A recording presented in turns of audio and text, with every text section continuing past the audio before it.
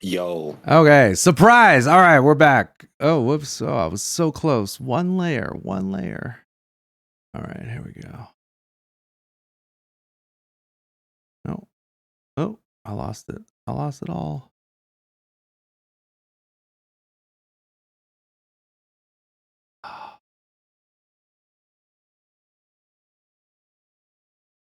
Oh yeah, yeah, maybe I there we should go. mute That's the better. YouTube so I can hear That's it better. better. Yeah. Mute YouTube.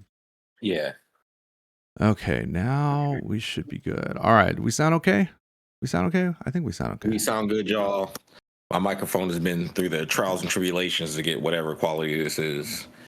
Yeah. Yeah, Well, it works. I'm pretty sure it's better than last time. So, good. all right, let's see. And then we got that right there. What's up, chat? Lord, chat room. All right. So, yeah. So, Carl, I was telling them a little bit about Street Fighter 6 open beta weekend. And so, Yes, sir. we were talking about our different experiences. How was your weekend, Carl? Well, mine was pretty good, other than like connection issues I was having through my own like internet services. But I got to play a lot of a wide variety of good players between like students to just like your run of the mill randoms and ranked to just crackers. Uh, also, like top players and stuff. I played Mr. Crimson in tournament. I ran IDOM and ranked. There's a couple other players I forget, but like overall, I had a really good experience. The connection was great. The gameplay was fun. Just learning stuff. It feels good to win and lose in the game. Even when you lose, of course you're disappointed in yourself or whatever, but you have a clear like vision, like, oh, I could have did this there, or I could have polished that, or this could have happened. And a lot of times you lose. Honestly, all you can do is blame yourself because you're like, well, I didn't react. I wasn't paying attention to that, or my damage isn't where it should be. But I mean, everybody's not optimized. We're all playing the beta, but um, it's also about the game. We were talking about the game is very physically demanding, and it's weird to say that about a video game, but that's how it makes you feel, is how much you have to pay attention the whole entire time. It's more than just looking for jumps. It's drive impact, it's random drive rushes, characters like kits, special moves where Kimberly teleports and slides, and then she's got all her different steps. You have to really play the whole game to be great at the whole game. You can't just use just one aspect of the game. You have to incorporate everything. Drive reversal is going to be big for dealing with pressure and setups that people aren't really utilizing right now. But with how good the netcode is, everybody can get games in any time of the day versus any region. Like up to at least in America, we can play with Europe, and it's like we can merge the regions for tournaments now. So that can happen like around the world for a lot of the different regions too. And it also, like for online terms, it cuts out the, well, we need seating for what? You can randomize it because we're all online, with our location is online now. The net code is so good. Me and Gutex play, we're like, he's in Vegas, I'm in Ohio, and the ping says 90 or whatever, but it feels just like he's sitting next to me. So it changes so much. You no longer have to travel or need a sponsor or any of that to be able to compete anymore. And the people online who are doing like tournaments and stuff, those are like the new age TOs, and they can do it as often as they want. They don't have to worry about securing a venue or nothing. And honestly, this has all been going on for years, but now it's more prominent because of the environment we can do it in. Yeah. I know that's long winded, but that, yeah. No, that's okay. Thinking about the like the guys running tournaments online now being the new TOs. One of the things that really surprised me, pleasantly surprised me, was that Li Joe's tournament that was Saturday had it was over $2,000 in Yeah. prize money in the Matcherino. and I was surprised because when Arturo told me, I was like, what? Like, okay. And then I pulled up the page and I'm like, wait, how much of that was, like the actions versus the just raw donations? Yeah. And it was mostly, just raw donations. People were like, oh, here's like $100 for this tournament. So that was pretty encouraging. Because you're right. There's so many, once people figure out the business model of online tournaments, not that I really know what it is, I think I have an idea, but once people figure it out, then theoretically there should be just all kinds of online tournaments going on all the time. Yeah. What you said you played in a couple of tournaments, right? Yeah, I played Ally Joe's tournament. I was going to play in Tong's event, but that's when my internet was going really bad. I played a Prince Panther, Team Panthers event. They held a dope invitational. It was 16-man invitational. Mr. Crimson was in it. Titanium Tigers was in it. That's a really strong like NRS head in different like NRS games. He's pretty good. He has a pretty good guile. Like his guile, he knew. I don't know how he knew, but he knew that the crouch medium kick can be punished by EX Flash. So like you can't poke with that move. Think about that. In all the Street Fighter games, that's the main poke for Shotos, right? You cannot poke with that move versus Guile unless you already are committing to doing something with no gap. So if you just do crouch medium kick and you're not Kimberly, all your shit is getting flash kicked. So that tells me that they want you to wait. Hold on. We're gonna look at the. Hold on. But crouching, you're saying crouching medium kick if you don't cancel it, right? Yeah, it's right. Yeah, it's -6. Yeah. But then wouldn't you always just be doing crouching medium kick fireball? No, because there are certain ranges where it's not a gap. So like at max distance, there are certain ranges where it is a gap. So at max distance, if you just do low for a fireball, you're going to get punished regardless. So, because they could DI in between? No, they could just EX flash kick in between because there's a gap because of the space in between the tip of the foot to when the fireball comes out. It creates that gap because it takes longer for the string to be created because the fireball, but if it's closer, then the gap is, shorter. Right. Okay. So it's yeah, like that makes sense. Intricate stuff like that I was able to get through like the high level play, and it's just like, and that to me sets the tone on a lot of things. You're like, well, you can't use this poke unless, well, Kimberly has like a +1 crouch medium kick, but you cannot use that poke at all unless you're committing to something. And at least for the Shotos, you want to come in with crouching medium punch and stand heavy or whatever into something with that. And then like Ken's weird because Jinrai kicks are unsafe other than the heavy version, which they all look exactly the same: light kick, medium kick, and heavy kick. The only difference is their speed differentiate, but you can't tell in the heat of the match. So like you're blocking strings, he's just doing poke into Jinrai kicks. You might try to punish it, thinking it's an unsafe one, and it's the heavy one. And then people start being like, well, you know what? This shit is annoying. I'm going to just drive and pack that shit. And then you do the heavy one into nothing, and then you drive and pack the drive. I'm sure you realized when we played yesterday, because I did that to you, because, yeah, there are moves in this game specifically to bait you to try to do something. Yes. So you can punish it. Yes. When we were playing, you did the Jinrai kicks, and then I was like, yeah, it was exactly like that. I was tired of dealing with this shit, and then I tried to DI through it, but then you were able to DI my DI, which I was doing because I thought I was smart, right? I thought, I was like, okay, I got him, and that definitely didn't work, and that's not a Ken specific thing because I got hit by that by there was a Luke player that was doing the turnaround punch. And I DI'd it. All right. This is how that works. So when you fully charge it, it hits twice. But when it's fully charged, it's plus on block. But you can drive impact to beat it. However, he can do the regular one that's not charged. And then you try to drive impact, he'll drive impact your drive impact for that. So it's a visual mix up every time someone does a move. So it's really going to be about the mind games at the highest level because there's moves like that in the game to encourage that. So if it's not fully charged, kind of 50-50. if it's not fully charged, it only hits once, but Yeah. then he gets the opportunity to DI anyways. Mhm. Okay. Yeah, Yeah. okay. If you So got then DI that. okay, so there's that, and then there's also he can cancel into super. Yeah. So that was the one I got hit by. Yeah. I There's so many options to cover an option I on both sides, defensively and offensively.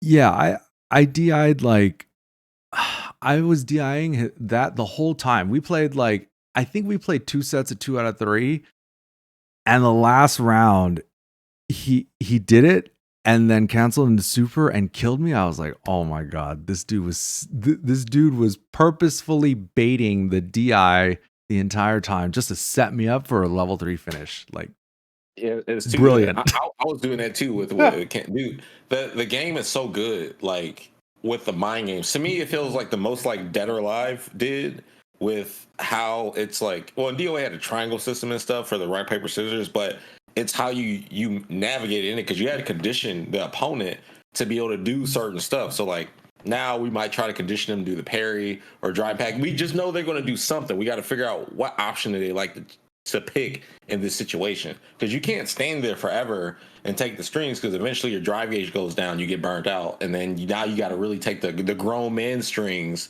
into driving pack unblockable in the corner. Because once you're in once you're in burnout and then everything else is plus 2 now, plus 3 now. I think it's +3 or +4 more. Okay, okay, it must be plus 3 then, Something like that. because okay, yeah. So when you're in burnout, the moves that you block, you add +3 to whatever the on block was before, which means that sometimes or oftentimes moves that were that were negative become positive.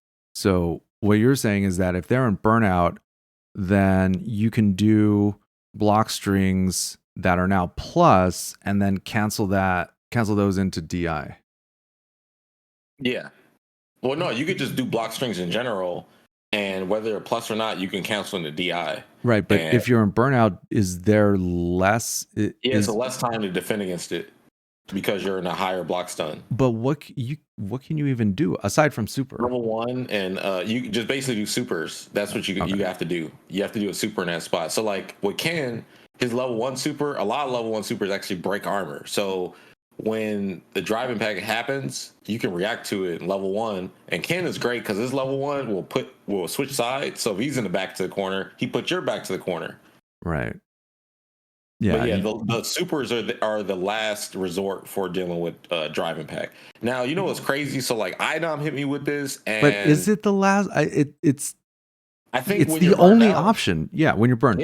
Yeah, you have to. You gotta. The strategy is going to be withholding your meters for just in case that happens. And if you're assuming that you're not playing a charge character, right? Because it's all fine and good. If you're a modern man control. playing with a 1-button super, right? That must be nice, right? But if you're playing a charge character, if you're in burnout, a super, even though super would save you, it's not gonna.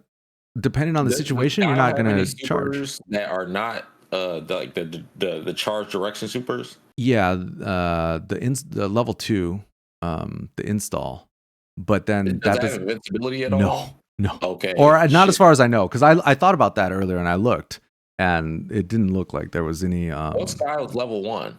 The level 1 is the Sonic Hurricane, but you have to charge that. Oh shit! All of them are charged. Okay, then it's probably gonna be worth it to use Modern Control's Guile so you can actually always have access to the level 3 or supers. Dude, I tried on Saturday and it's just new muscle memory now at this point. But it's also going to be going against 20 years or 30 years or 40 years of muscle memory. It's true. It's true. And also, I think it's going to require a new layout on buttons because the current 8-button layouts on sticks and hitbox is like it's not built for modern.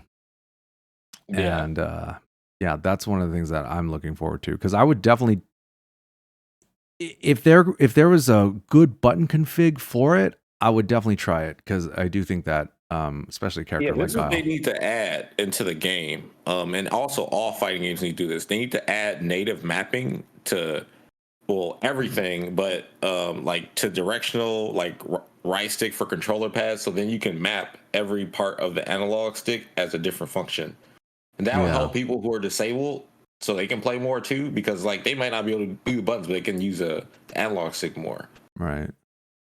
Yeah, I mean the demo I didn't get a chance to look at it in the beta, but the demo has a lot at least on Steam it has a lot of that functionality built in. The problem with that is if you try to take that to an offline scenario, it's going to take way too long to be able to it's going to take way too long to like set up the buttons with these custom layouts or the custom mappings. Mhm. So but then again, does offline really matter anymore? Yeah, that's the thing too, because the netcode's too good. Like now, when you play against Japan, it feels like the netcode how it is currently on the games that are out right now, at least until like a week later. And then we have Street Fighter 6. But that's how it, it doesn't feel necessary. I don't have any desire to travel, go anywhere with how the netcode is. To be honest, just be because going through TSA is annoying. Being on planes is annoying. The commute back and forth is annoying, and the ride share and getting different food and all that stuff. It's annoying. Then of course we got to deal with. We can't ignore the event safety. You know all the stuff that's been going on, how people be acting and shit. And you can cut so much of that off. Like you don't have to worry about getting setups. You don't have to worry about paying an electric bill of it in your own house. There's just so much, And when you're doing tournament online, the people who are going to be saving money from not going to events will have more money than what they want to use to throw around for crowdfunding and stuff. That's how. I mean, that's really going to be a I want to say like it's just going to be an aftermath of that.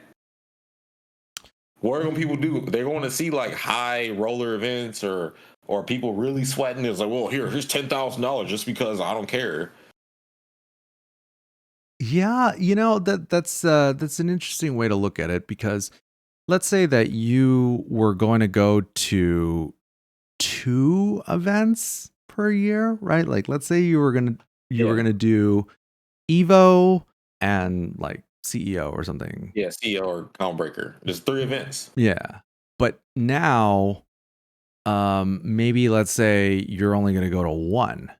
So theoretically, the budget. Well, okay. This also assumes that the reason that you're not going to the other tournament is because online was so good, not because you either didn't have the money or had to spend the money on things that were not related to this, right? Yeah. But I get what you're saying, and it does raise some interesting questions. It's just like, well, how many people were there that were going to go, but now maybe are not going to go? Like, is that hundreds? Is that thousands? It's kind of hard to say. But yeah, I do think that there's theoretically more budget in everybody's wallets now, Yeah. theoretically. Because you can save the money. Like going to a major every month, we used to do that. It's high, we did. Yeah, we did used to do that, and it's kind of hard to imagine now, like how Yeah. that was even possible. Yeah, like every other weekend on a flight somewhere, going to St. Martin, like it's a normal thing to do right after Evo. Like, yeah, guys, we're just out here. It's our Oh second my place to god. live.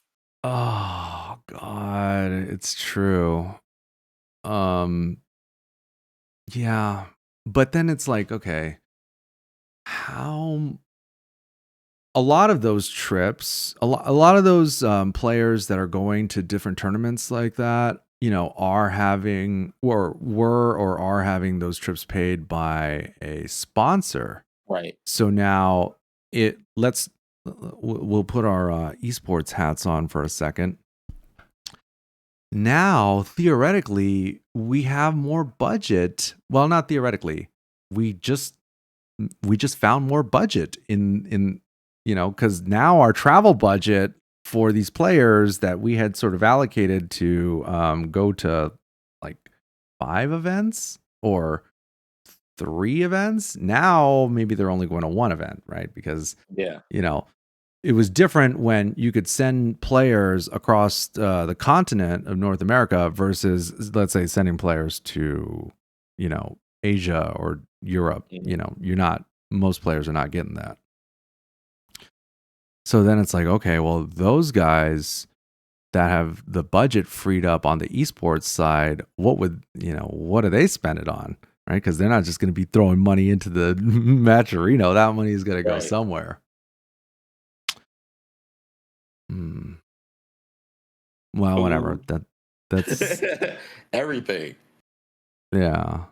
There's so much because like with not having to like spend money to secure a venue and all that stuff, and at least inside the battle hub, it looks like a major tournament on the It inside. does. Like the whole layout looks like a major tournament. You got your setups there, and then you got your main setup, big projector screen or whatever, and everybody can just watch what's going on. Imagine all the 18 online Capcom Pro Tour tournaments will probably broadcast and display the matches that are going on in their official events.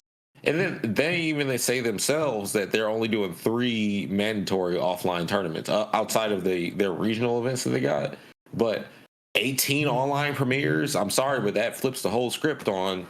Yeah, you need to go here, you need to go there, and no one can be gate kept by seating and shit, because when you show up to the event, like you gotta worry about, oh, we want to make sure this person gets seen because they get the viewership and whatever. No, it's gonna be 100% competition.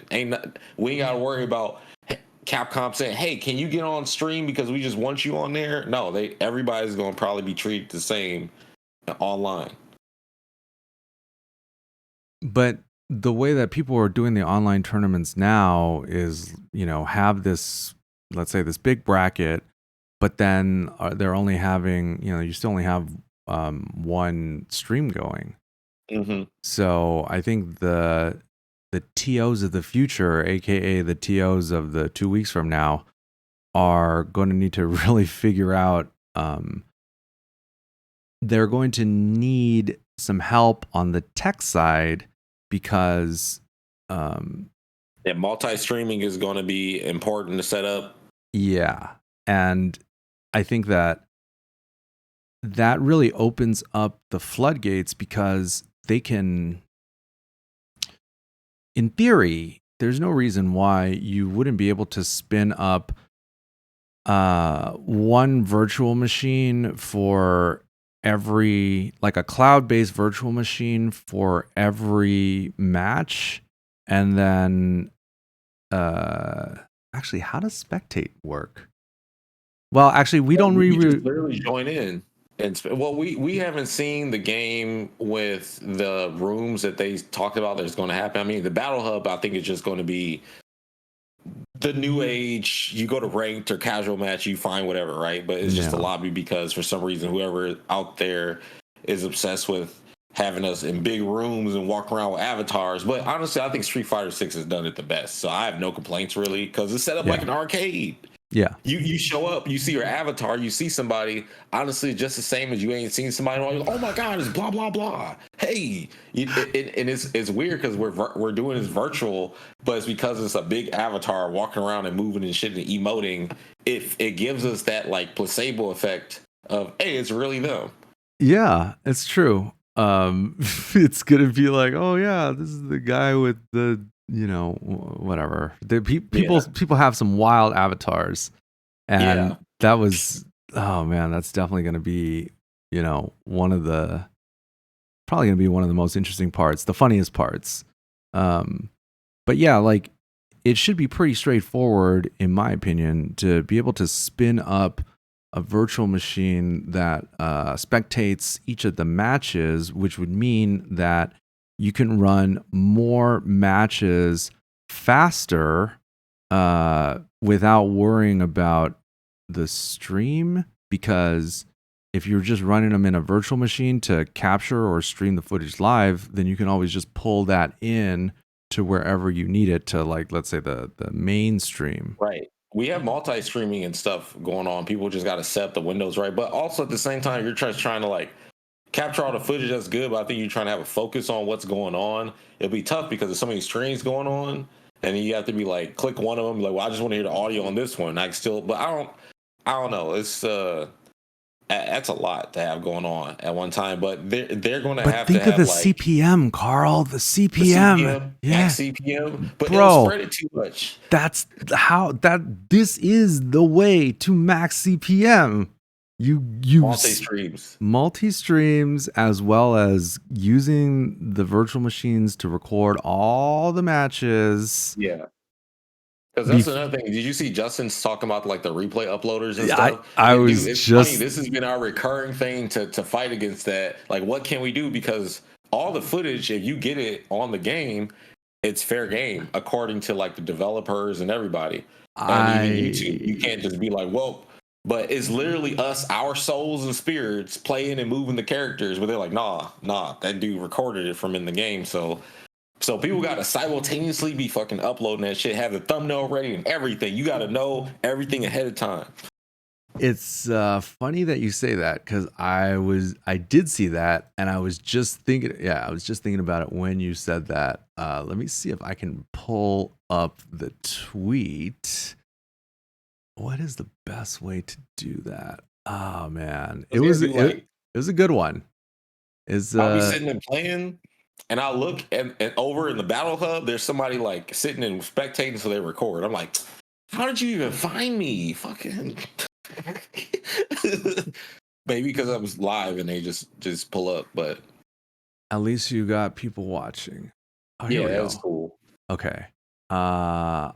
I don't know if you can see it on your end, but I'm just going to pop that up on the screen and I'll read it.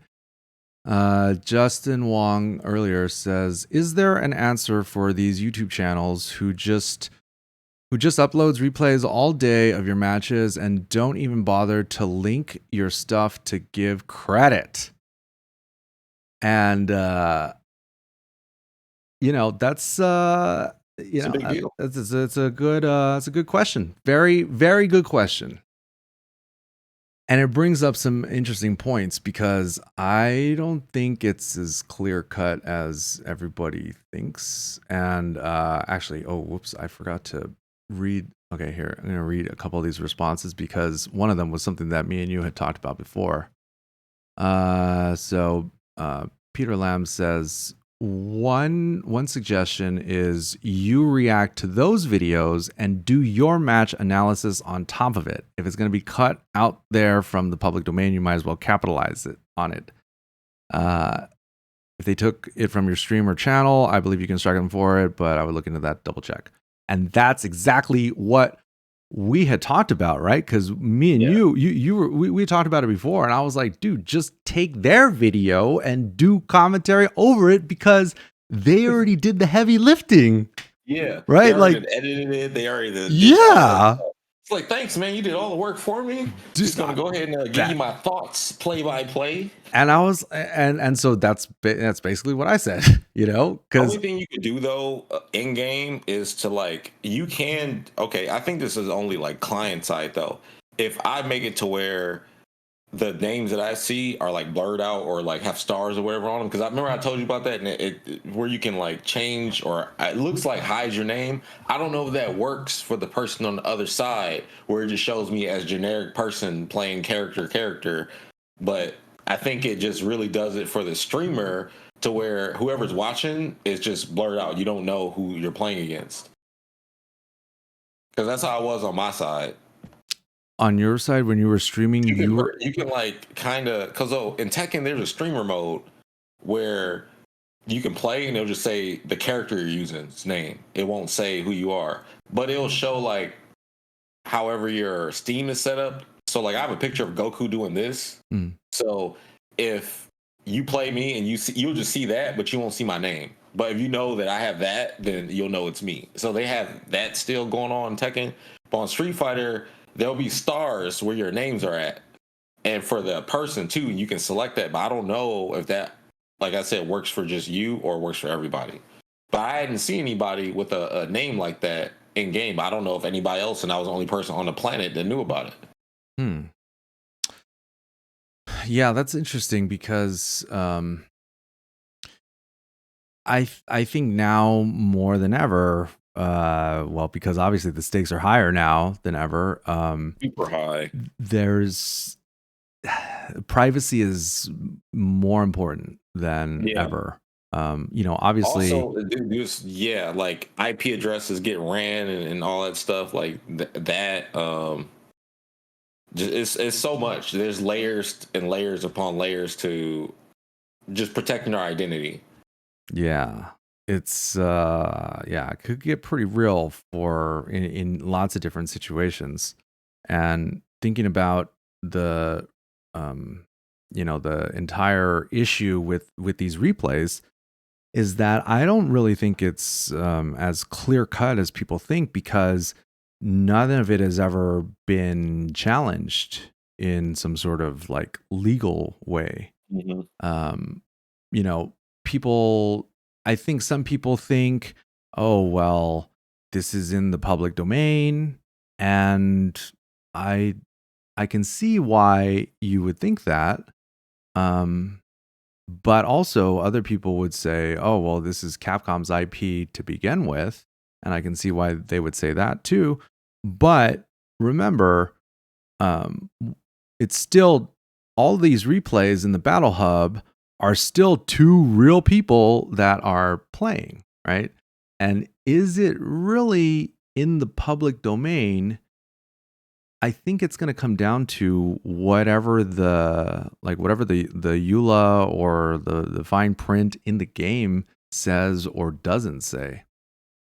And honestly, no matter what it says, I still think that eventually we're going to get to the point where somebody is going to be like, nah, fuck this.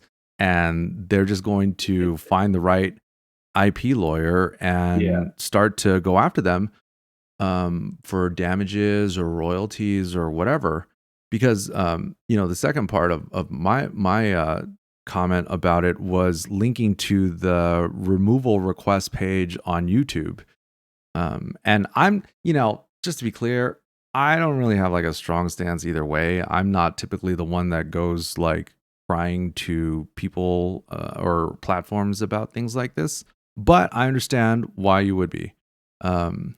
And my understanding is that if you file a DMCA takedown request with a platform, whether it's YouTube or Twitch or whatever, the platform just forwards that to the offending channel in question. And it's not really a dispute between you, the channel in question, and YouTube. It's between you and the person filing the DMCA request. And that means that those requests go straight to the person receiving it. Because I don't know about you, but like for me, a lot of the older videos, older videos on our channel have either been claimed because we were using unlicensed music, and then we have to either show that we had a license, which we usually we didn't, or they take the revenue, the rights holder, or you just have to take the video down. But either way, if there was a massive number of DMCA requests sent to the replay channels, I think that at the very least it would severely impact operations, because even if YouTube has them shut down for like a week or whatever, It still makes a difference, to somebody. Yeah, And if they just got, if everybody, if all the players that felt this way, that had their replays quote unquote stolen and put on these channels, started reporting them to YouTube, like all the videos, all the yeah, channels, all the time, I think it would force action of some kind. yeah. But there's another side to that too, because like even though replay uploaders, it's a double edged sword because they give visibility to the game. There's a lot of replay upload channels that have way more viewership than like people in the scene, like even Maximilian, and it's all like literally re-uploaded tournament footage and stuff. But that also gets more and more eyes on the scene, and those players will probably go look around for. I mean, those players, the viewers will look around for those players.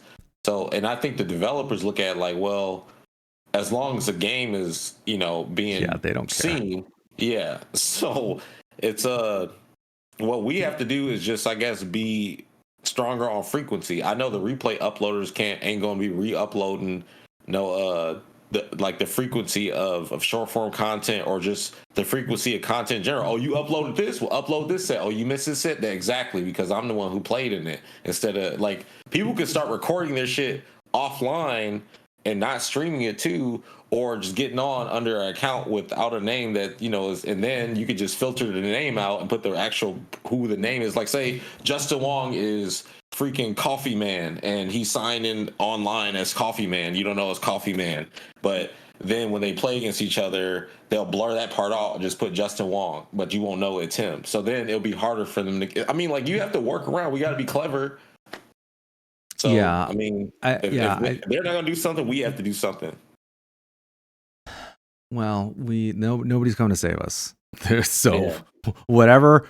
That's why when we were talking, that was Yeah. my suggestion, was to just do your own commentary over it, because to me it's like, oh Yeah, what are they going to do? DMCA us for a video with my name in it?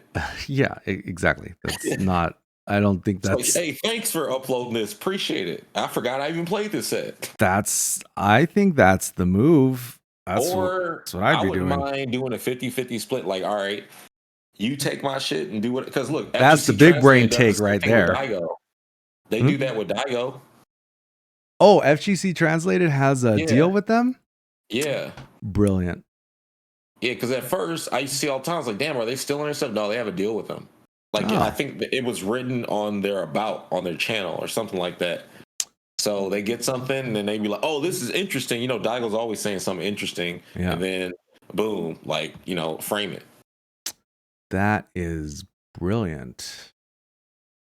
Well, yeah, good for them. Well, hey, they're doing great work, and that's a really smart way to do it.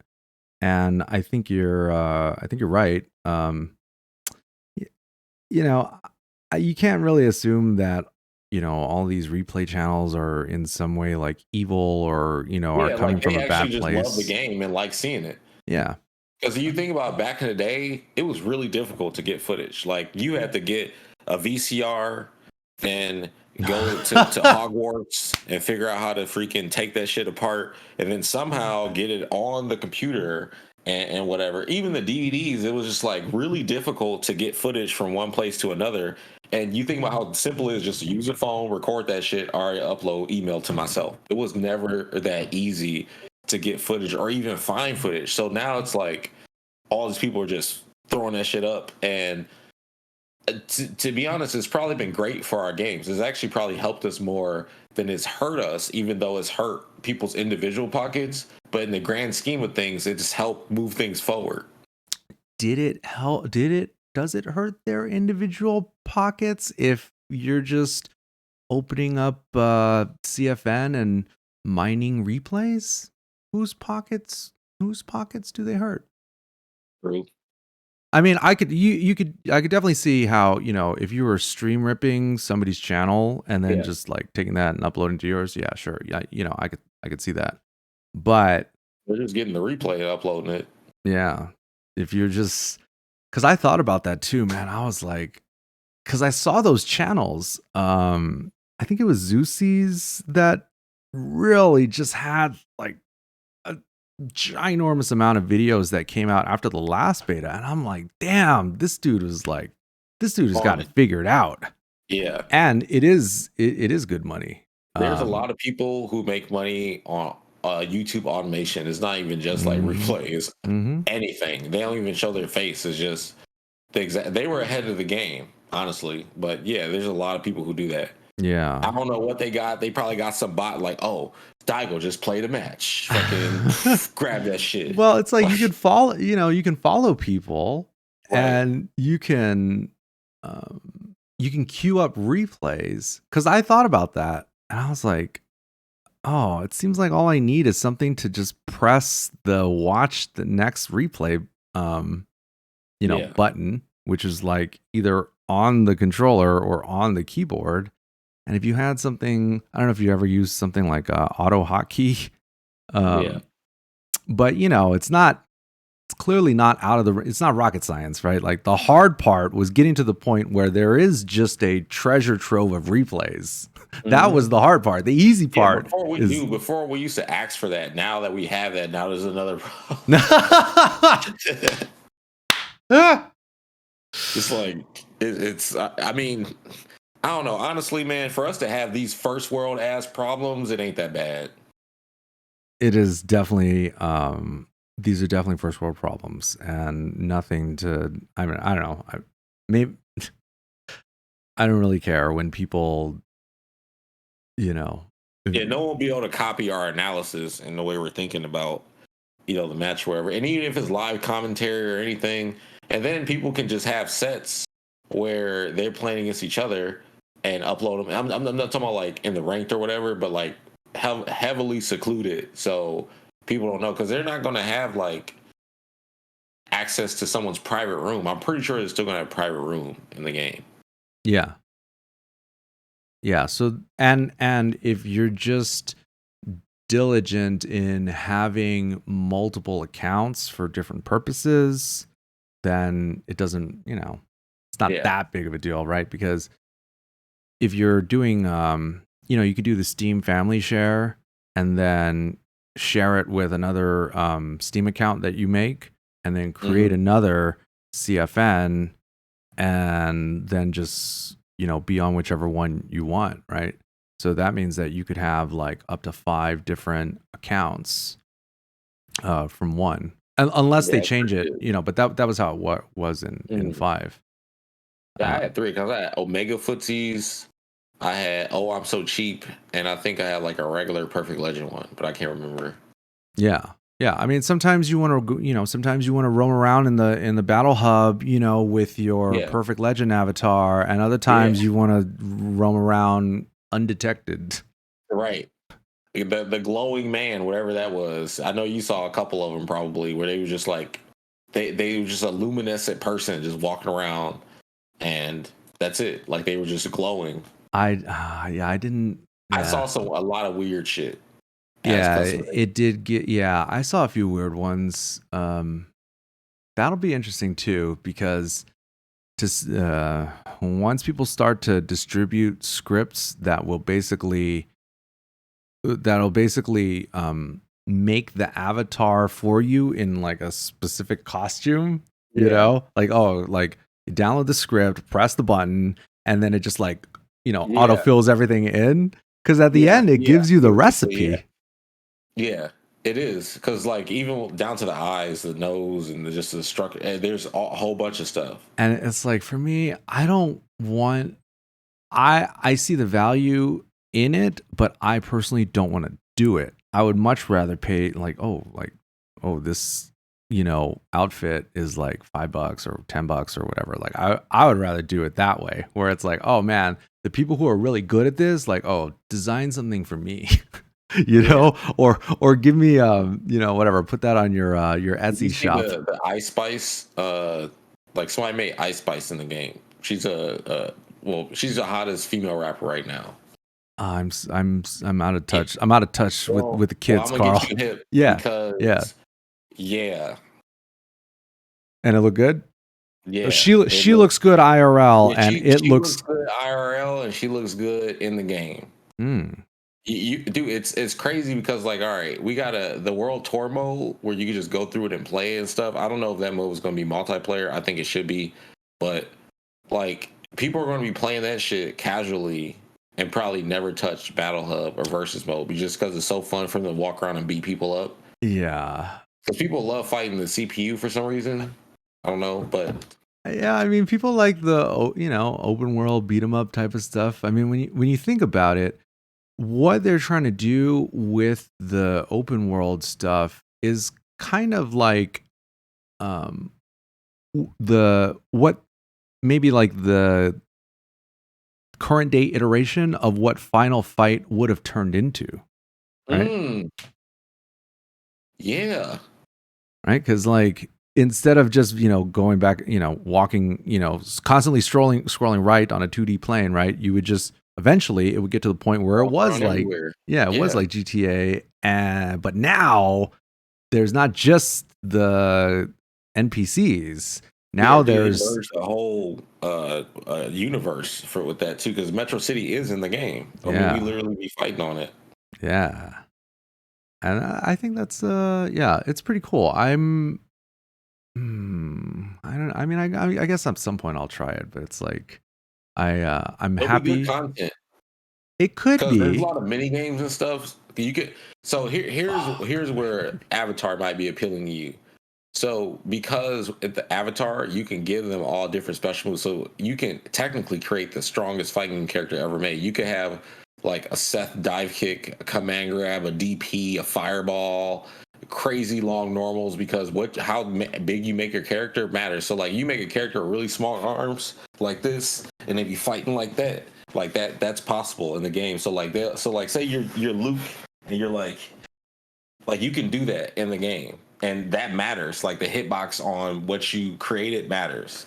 so you can create your own custom character that has whatever sort of attributes that you want, Yeah, and then take it into the open world environment, and then do you mini can use it missions, in and Battle then Hub too, but not like you can't use that character versus like the main cast. So it'll be your created character versus other people's created characters in the Battle Hub, and the Battle Hub itself also has its own stage that you can fight on. in the Yeah, battle like hub. yeah, in the middle of it, you know that stage in Street Fighter 4 where it's like a theater and it's blue in the background and stuff, and it looks like you're underwater, but you're not underwater. But I know you know what I'm talking about. But it looks like we're fighting on top of a stage in Street Fighter 4. Mm. Hmm. But it looks like that. I saw it because they demoed it in one of the previews of how things are going to be. But like, yeah, in that middle part of the battle hub where all the things, it starts off like this and it goes Yeah. down. Like in there, in the middle is where basically the stage is and you can fight. So people can probably take their avatar into World Tour to get their special moves and stuff, and then you go to Battle Hub, and then you can fight in the Battle Hub versus other people's created avatars. But can you fight? Can you fight people's other custom avatars in the open world? I don't know, but I know in the Battle Hub you can. So is that supposed to be like the bridge to bring normies from Yeah, it might be. open It could world be. to the scary like I Yeah, hope one day I'm good enough to go play in the battle yeah, hub. It's so yeah. scary in Pretty there. much. That's where it's going to be. I think that's their segue. Hmm. I could see that, and it would be interesting. I can see that I can see a world where there would be a bunch of modders that basically mod a way to take your custom characters and then fight other custom characters in the game, like in regular Yeah. versus mode. No, that's what it is. Hmm. That's But like in a open whole world, mode. but in Not open. I don't think it's an open world. oh, It okay. might be. I don't know, but I know it's definitely in the Battle Hub at the very least. So like, they might not be able to code it like that for some reason or another. I don't know because I have not seen anything where custom characters are interacting with one another in World Tour mode, other than they're designated, hey, this character's for the story in the World Tour and stuff. I haven't seen anything other than that. Mm. So we'll probably be able to go in there and then just go into a battle hub. But yeah, they haven't confirmed or denied that or alluded to either option. I just feel like I think because that is the versus multiplayer mode, they just make it easier like that because all the avatars are already there, and you don't select like a character from the main roster as an avatar either. You can make them though. Right. Yeah. It's about to get real interesting. I was pleasantly surprised at how many lobbies there were this time. Dude, it's like all right. So it was like I saw 400, 500 lobbies, but it gets deeper because there are beginner only lobbies. Oh, I thought those were Yeah, the those are beginner advanced only lobbies that I couldn't get into. Yeah, those are yeah. Somebody said they were beginner only lobbies. Oh, that's good. That's way better than advanced only lobbies. You don't need those. You need Yeah, you don't need lobbies only for new people.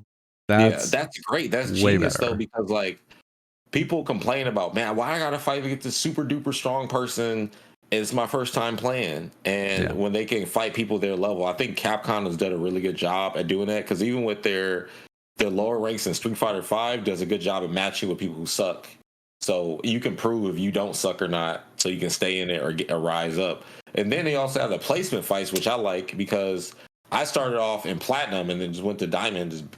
So instead of having to waste time going from what is it, iron all the way up or something, yeah, they have an iron rank, dude. Like what? Yeah, I I like the placement matches. I skipped all the way to advanced. I would be interested to see what the experience is like if you just go start with beginner. Yeah. But I did the placement matches and then it placed me in it put me in diamond and then I fell down to platinum and then at the very end made it back up to diamond. And oh man, the way I lost that was the replay I should have watched earlier. Was Did you clip it?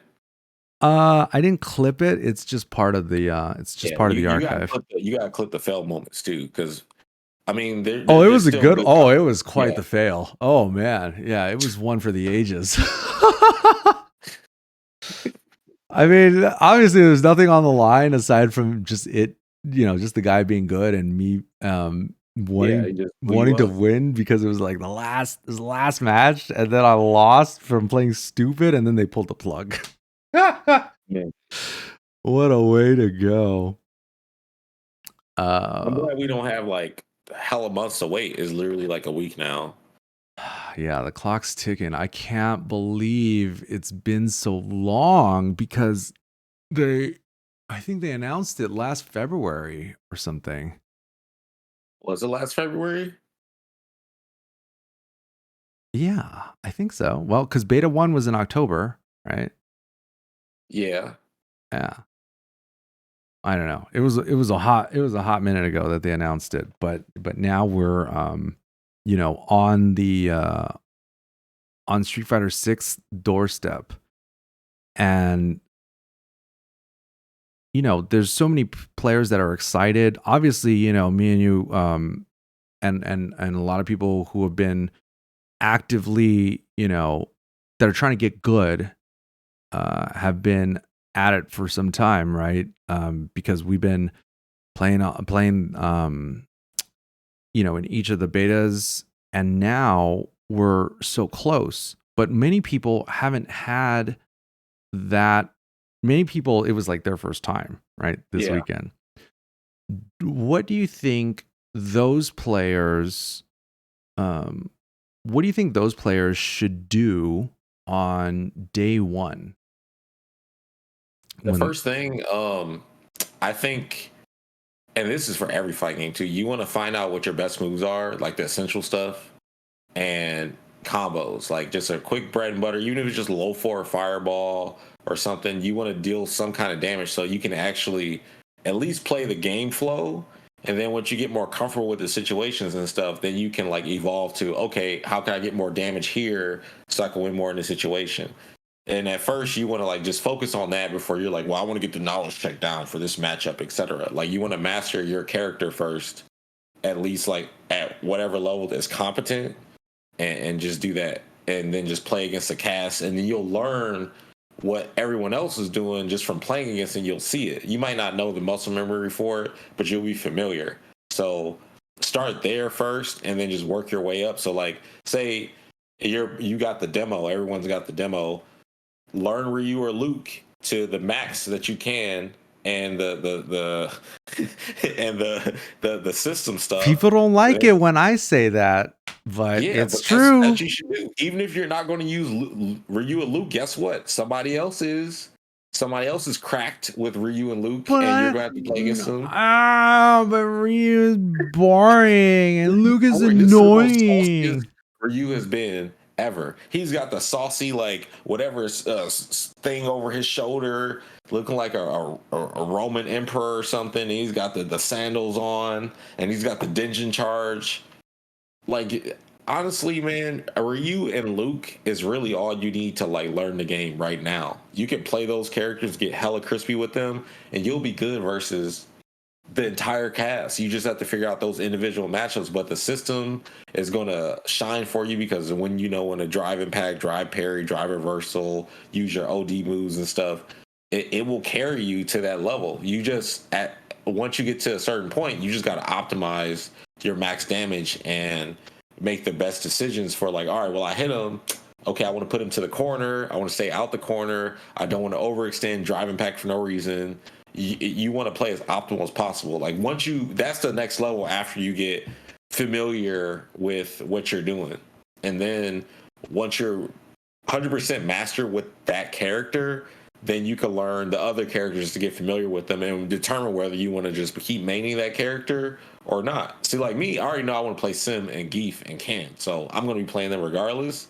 So with Ken, I'm already like close to a level where I can say it's max. I would say maybe I'm at 75% right now. I have really good game sense and everything else and experience. Is just that I don't know what the max damage is because, well, I just don't. Like, I need time in practice mode to practice this stuff. Thankfully, there have been people online who have been posting the I guess what looks like max damage or optimal stuff. So I can just copy and paste and then watch what they do and just do exactly what it is until it's my muscle memory. And then there's probably nothing else to learn until like maybe there's an update or there's a evolve tech for that combo or something like that. But for the most part, if you're doing like 40% or 35% and you get the corner and like some pressure or whatever, I think you're doing fine. No one's just going to be like, all right, 100% combo off of any convert.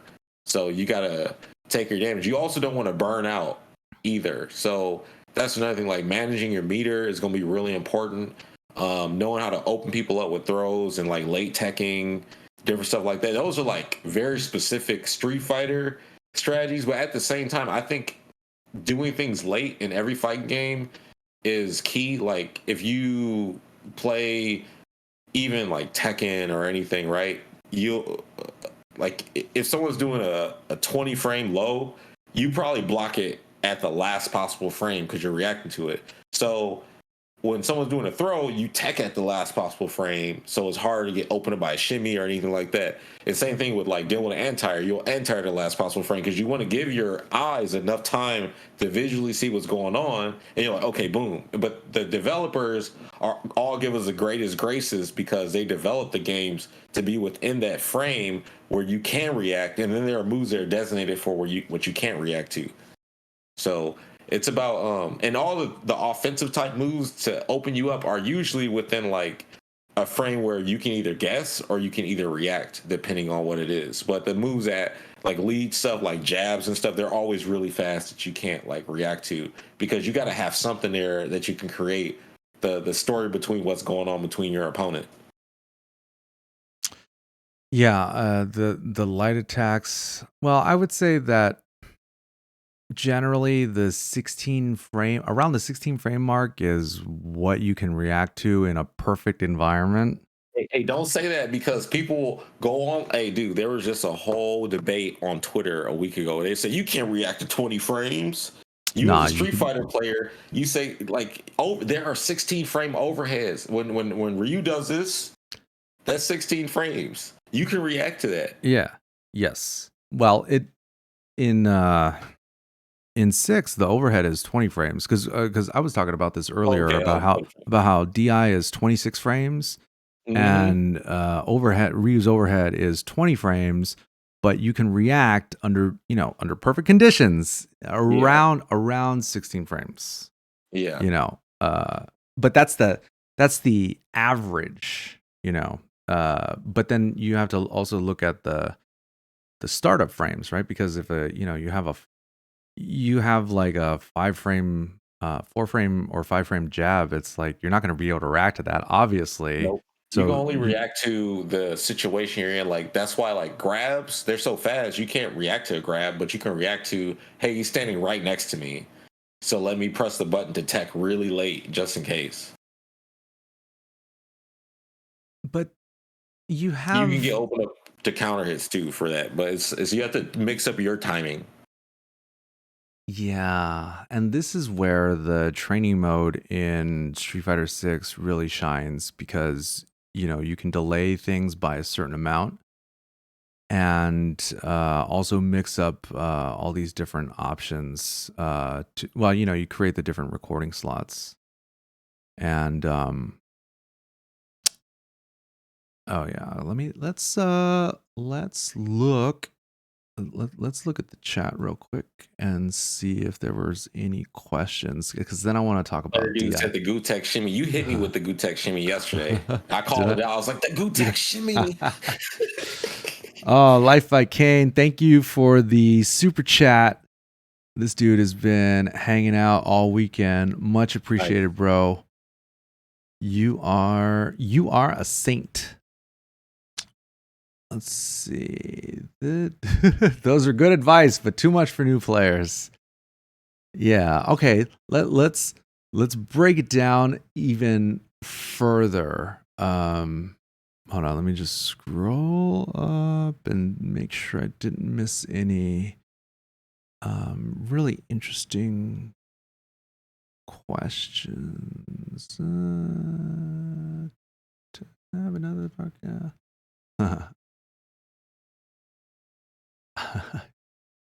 Okay. All right. Let's break it down even further. What if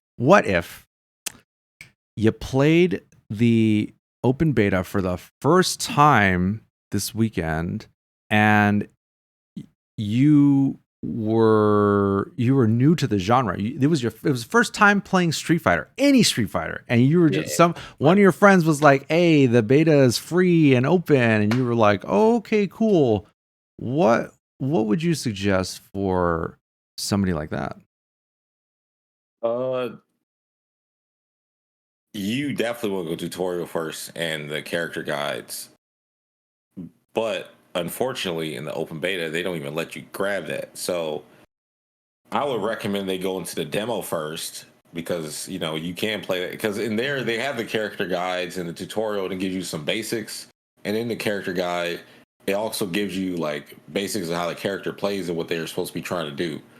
So you would start there because if you're just thrown into the open beta, it's kind of like assumes that you've already played Street Fighter before and they're just testing out. So you kind of like are beating yourself up doing that. You want to start off in the demo first, fighting against the CPU because you're not going to fight against the CPU online. You're going to run into like some random world champion or super top player, and they're just going to body you.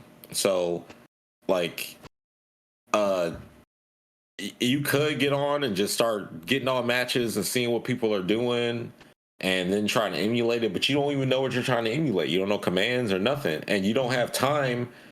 You sit down, you either go to rank, get beat, go to casuals, get beat, get on a setup and get beat because you can't even call next. You just get on there and knock them off, and then now you're just playing against whoever, and so you just go get on and get beat. So you're better off just getting on a demo and learning that way. Like everyone wants to always skip and go. Like when you go on a date, you don't just be like, "Hey, let's start fucking right now." You can't do that. You got to like get to know them, talk to them, see where they're coming from, and go on a date, see what they like to eat and stuff.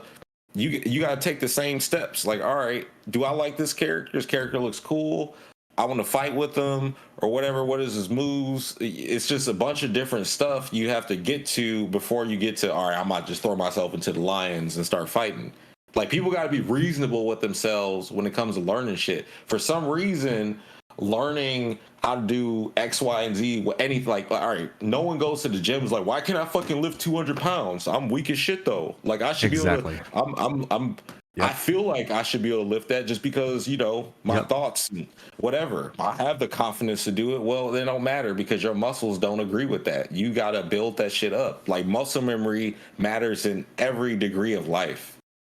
So, like, if I Exactly. never threw a fireball before, guess what? I wouldn't throw a fireball if I never threw it before. You got to, like, get it from somewhere. So people got to stop having these ridiculous expectations that they can just simplify a fighting game to just be like, just because Lupe beat Daigo don't mean like you can too. Like, it's not like that. You can, like, people are going to like body you. Like, you can't just. There are people out here that get off to just destroying people to destroy people. So you gotta go through nothing you do in life is just going to come overnight. That whole talent shit is bullshit too. Bro, you got talent. Talent for what? You mean you were in the environment to be able to learn something, be exposed to something? That's not talent. That's chance. That's luck. You know what I'm saying?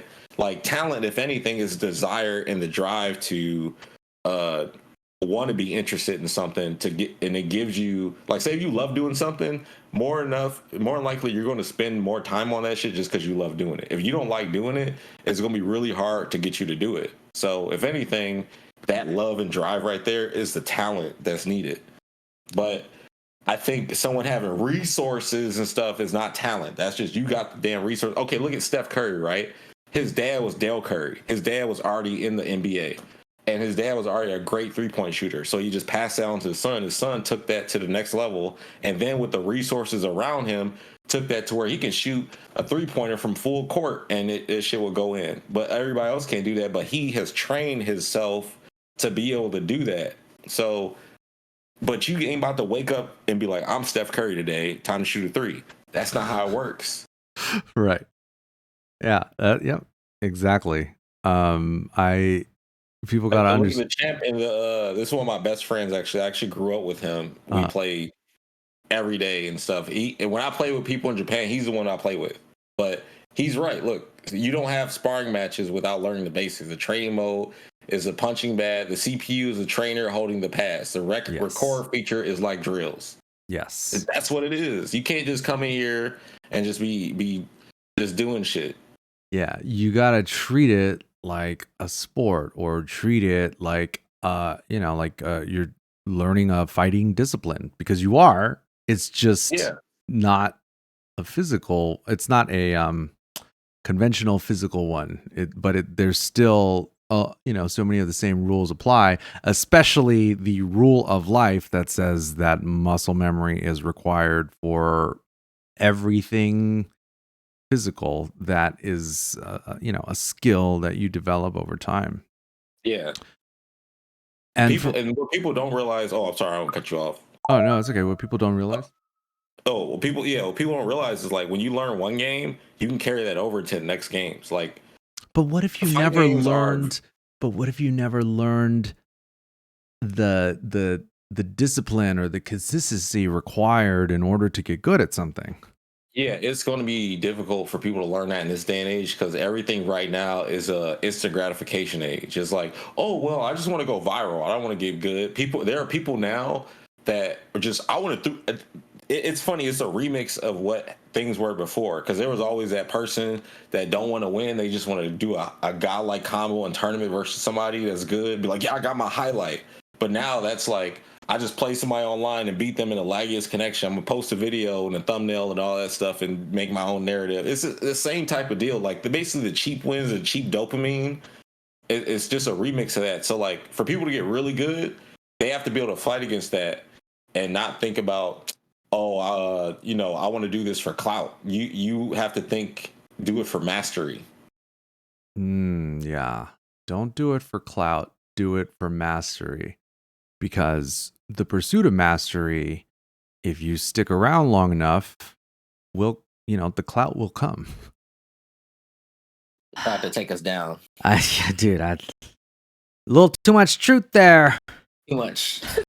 Discord hit the disconnect button. Anyways, so thinking about new players, do you think that somebody who was brand new to Street Fighter 6 and really, whatever, maybe they played a fighting game before, maybe they haven't, should they play on dynamic, modern, or classic controls?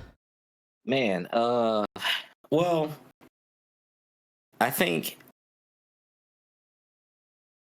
so. If they don't have any experience at all, modern controls wouldn't hurt, just because like what you have access to, with how the game flow works. Like what we were talking about with Guile earlier, how you can just go right into super without having to buffer anything or do commands and stuff. That's so key to his game plan. And shit, if I was a brand new player, I would just play Guile, because you have 3 special moves. After you learn Ryu or Luke? Oh, yeah, that's right. Well, you got to think, if they don't have the demo and they just buy the game and they didn't get the demo, they could go to, also in the game, they tell you which characters are easy and which are not easy too. So you can select them like Honda, Guile, any of the characters with a really simple game plan can help them. Because when I started with Street Fighter, well, not started, but like, I guess getting more competitive, I started playing the charge characters first because they were like simpler. All I needed to do was hold back, and I got really good buttons and stuff. But when I wanted to like really like dive in how I want it, I started playing the Shotos and stuff, because I feel like they give the greatest foundation for fighting games in general. Like once you learn a Shoto, you can play every fighting game, like all of them, because it's based on the distance control. Is like, all right, well, I'm doing a horizontal attacks, right, to make you jump, because the whole point of footsies is I want to make you uncomfortable on the ground, so you feel like you can't challenge me on the ground. So then I can dictate the pace either by walking in or like standing in one spot and menacing you to make you like do something and punishing it. And then also I can mental stack you on the ground to where I can start jumping in now, and you're not ready for it because you taking such a defensive position to try to stay alive. So there's like so many different layers that they would learn just playing the Shoto that they wouldn't get from another character. Now, however, there are wrestler characters or grapplers they can use, which are even more simpler. Like honestly, Geef is very simple. All you gotta do is grab people and walk them down, and then you can do the fucking lariat. But at the same time, level of difficulty is getting in. So if you're playing like higher level players, you're just gonna get body over and over and over again, because you don't understand the concepts of like walking in and taking your time and challenging what you're supposed to challenge, because it's real intricate. But at a lower level, you literally can just spam lariat and they don't know what to do about it, and churn the butter for the command grab, and you're good to go. But you want to learn the game properly, you definitely are going to have to put the time in. And no, it's not a boring way of learning. You just, all right, these are my moves, these are my combos. Now I'm going to go and just start playing. And then you have to like just get experience. You have to go from, all right, I lost, what can I do? And just keep learning. Like no one's going to start off just going on a Goldberg streak where they never lose. Yeah, first time in the ring and 50-0. Right, jackhammer and spearing everybody. Like, come on, man. Mm-hmm. So, like, yeah, they just gotta. I also feel like the game is going to do a good job of teaching people. I can't put this past Capcom with how well they've been doing with Street Fighter and like Resident Evil and stuff. I can see the world. Well, the World Tour is there to teach them the game in a way to where it doesn't feel like they're being taught anything. And then, of course, the character guides tutorials are there, pretty robust with how they have like the move and the move being happening, and then they tell you the function of what the move is for, like even competitively. So people will be able to read, oh, well, what's this? Oh, okay, cool. All right, well, I'll start using it for this purpose. And they might not give them the whole recipe, but they'll give them a little bit to where they can try to feel out more what they can do. That's a part of, you don't want to give everybody a game. It's like letting people start off the game at 100% plus mode, and then they have all the items and stuff from the previous game without playing it. So um, I'm hoping the World Tour arcade mode do a really good job at ushering people into playing the game, and then like the resources we all have out here to help people learn, of course, like YouTube stuff and like the books and stuff that we have, all the resources, everything is at this point, people don't have excuses to be bad at fighting games now. They just don't. Like, you can't even use your location anymore. Oh, why? What? You can play online. Netcode. There are wrestler characters or grapplers they can use, which are even more simpler. Like, honestly, Geef is very simple. All you gotta do is grab people and walk them down, and then you can do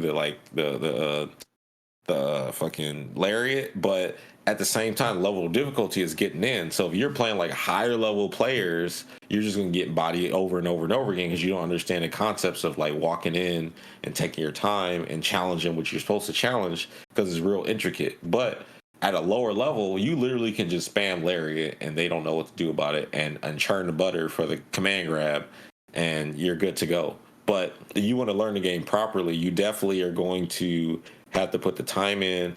And no, it's not a boring way of learning. You just, all right, these are my moves, these are my combos. Now I'm gonna go and just start playing, and then you have to like just get experience. You have to go from, all right, I lost, what can I do, and just keep learning. Like, no one's gonna start off just going on a Goldberg streak where they never lose. Yeah, first time in the ring and 50-0. Right, jackhammer and spearing everybody. Like, come on, man. Mm-hmm. So, like, yeah, they just gotta. I also feel like the game is going to do a good job of teaching people. I can't put this past Capcom with how well they've been doing with Street Fighter and like Resident Evil and stuff. I can see the world. Well, the World Tour is there to teach them the game in a way to where it doesn't feel like they're being taught anything. And then of course the character guides tutorials are there, pretty robust with how they have like the move and the move being happening, and then they tell you the function of what the move is for, like even competitively. So people will be able to read, oh, well, what's this? Oh, okay, cool. All right, well, I'll start using it for this purpose. And they might not give them the whole recipe, but they'll give them a little bit to where they can try to fill out more what they can do. That's a part of, you don't want to give everybody a game. It's like letting people start off the game at 100% plus mode, and then they have all the items and stuff from the previous game without playing it. So I'm hoping the World Tour arcade mode do a really good job at ushering people into playing the game, and then like the resources we all have out here to help people learn, of course, like YouTube stuff and like the books and stuff that we have, all the resources, everything is at this point, people don't have excuses to be bad at fighting games now. They just don't. Like, you can't even use your location anymore. Oh, why? What? You play online. Netcode's good. Like, Johnny Donuts is a threat now. It's true. I mean, it's now we're in a situation where there's too much information. Right, at this point. Because you have, let's say everyone's posting tech. Everybody's posting no tech. One's hiding anything because they're posting it because they want to get the clout from posting it. Yeah, that's true. I mean, like, hey, look what I found. Yeah. Look what I did. Yeah. Yeah. It is quite a luxury to, be able to go on Twitch and YouTube and Twitter and look at the clips and tech that people are posting compared to, how it was in the dark ages. And the game comes out, you don't see shit. You go to a tournament and you're like, oh, that's the only time you see anything. Yeah. And it now it's like there's so many different sources. Where does a maybe not like a brand new player, but I think it's just somebody who's wanting to, get better and learn no matter what their level is.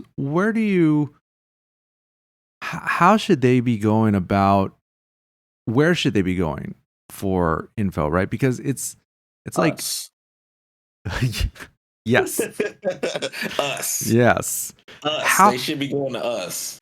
uh, Without tooting our horn, but for real, us. We have it set up to where it's digestible for anybody to just be like, okay, wow, oh, this is what this means, etc. You know, like the whole psychology and philosophy behind playing.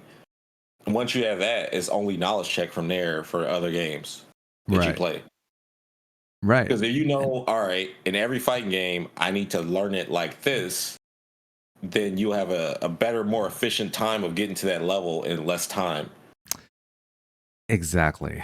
Because, you know, in the dark ages, there weren't people, there was definitely people that were putting out great info and tech and everything, and even books like, as well as things that should have been books, like Seth Killian's Domination 101. Domination 101. That That should be a book. That is a must read. For everybody. Yeah. Because And it's a big thing on mindsets of just like I was doing a lesson earlier today, and dude was like, "Wait, should not zone? It's not going to make the player mad that I'm playing against." I was like, "You don't give a shit about what someone thinks. You beat the shit out of them in the best way possible." This is what I said. I was like, "If you knew the person that don't like you has a gun and they're going to shoot you, you're going to have honor and be in the line of sight so they can shoot you to fight them, or what?" He's like, "No, see, exactly, that's the point. So what you're going to do is the exact thing you need to do to win in this situation." wow. What was your student like kind of young? I think he's young to competing. I don't think he's like a young person, just a young to like okay, so what I've noticed, so I hate when people be like, "Oh, this person's a prodigy" or whatever. Normally that prodigy is around a bunch of other players that are influencing them, so they know a bunch of stuff. It's not because they're a prodigy, it's just because they're in the right environment with the right resources. That's all it is. They're not like more talented or gifted than someone else. It's just that they're in the right area. That's it. So you can't be like, okay, so what I was getting back to, no matter like the age, I've seen players be at the same level where they're just so green eyed, like, "Oh my god, what is this?" And they're so fascinated. And it's like you have two different ages. You have like you know, your person age, and you have your fighting game age. You come in as a fighting game player like year one, Right, and you're a there's just so newborn. much to learn, and you might have really good game sense and know how to play, but it's the mindset stuff that's holding you back from more victories. Mm-hmm. So that's how So what is your let's say when you're working with your students, like let's say it's a new student that somebody you're working with for the first time, what's the process that you go through? I see how competent they are. It doesn't matter like how competent, but I need to know the level so I don't start talking about shit that they probably already know, because I don't want to waste their time. Like the guy I was just playing, he was so like polished in his game sense, his combos, and all that stuff. The most annoying stuff that beginners hate dealing with, he did that himself because out of pure desire and passion to want to play and be good, he learned all the combos and everything. So now it's like, how should I play in this matchup? Or so he's like, I would say the intermediate advanced level, but he's not expert. Yeah. But then there are players who are at ground level and don't know how to throw a fireball. You know what I'm saying? And you basically show them the correct motion and then like talk them through it and then like do the step by step. So it depends on where they're at, because every player starts off at a different level. But I think getting to the intermediate level first helps a lot more, because that's just a part of, you know, that's like just getting conditioned to go to the gym every day. Mm-hmm. If you're not going to the gym every day, you're not doing any of the workouts or anything, so you're not like in the habit. But once you get to that point, then you can start incorporating more workouts, etc. And it's the same type of thing, because that's all it really is. It becomes drills and stuff at the end of the day with fight games, because then you're like, all right, well now I'm looking for this, and I just learned all of that. So yeah, 100% just find out how competent they are, then try to raise their competence level. Mm-hmm. So like if you're training a student for the first time, and then you play a few games with them, and then you now have a better assessment of Mhm. where they're at. And let's say Right. one of the problems that they have is execution. Let's say that they they can only hit. They swear they have good execution, but when you're playing them, they aren't hitting the combos that they know they can. Yeah, dude. What do you do after that? All right. First off, if anybody from my Discord watches this, they already know who I'm thinking about when you say that. So there's a player that comes to my stream. Now he's good at fighting games, right? He's competent. He's just lazy and doesn't want to practice any combos because I understand, like, practicing combos can kind of be. You're like, wow, I don't feel like doing this. I just want to play. But Get you have out. to do it. But you have to do it. So he spent 5 years finally learning like BNBs I've been telling him to learn. And well, he didn't actually try to learn it. I'm saying it took him 5 years to finally like actually learn the BNB, right? But it's not his execution. It's just that, like, I guess he gets too excited while he's doing the combos or something, while he's landing them, or maybe it could be lag. But it's still like you for execution, you gotta just slow things down and break things down for people. Whereas like, all right, practice this part, now practice this part. Now put it Yes. together. Like Exactly. it's a very basic way, but it's also the most effective because you're like, if I do this muscle memory focused 1,000 times, now I have it down. Now you do this muscle memory, and then you just put it together, and then you can complete the combo. Yes. Because that's all it's about. Like, and your muscle memory isn't just doing the drills over and over. Like, people, when they think of that muscle memory, I think they start thinking about in the Teenage Mutant Ninja Turtles 2 movie where Raphael had to do a bunch of backflips because Splinter told him to. They think about it like that. But no, it's really, all right, you learn that combo once, right? And then you try to learn it in the match. And then and even failing it is an attempt to do it. So then you know how it feels to do it wrong. So then you won't do it wrong anymore because you got the muscle memory for doing it wrong. And then eventually when you get the muscle memory for doing it right and you remember that, then you can focus on hitting that. Yeah, and you have to put yourself in that situation Yeah. as many times as you need in order to get it right. Either simulate it in training mode or you just play it out in matches. And then at the same time, you're also training everything else because you're still training your game flow, your reactions, and all that stuff. Man, people have been overcomplicating the process of learning fighting games for so long because it was complicated for us to learn fighting games for so long. But I don't think it's as difficult as has been perceived to be. It's just that the mindset, but it's also a cultural thing in America. Like I was saying earlier, it's the instant gratification. People want just right now. You can't get it just right now. You have to put some time into it. Yeah, it's easier now than it's ever been to learn fighting games. The problem is that the dedication and attention span. consistency and the attention span is still the same. So even though there's all the resources available, it's like anything else in life that is worth pursuing.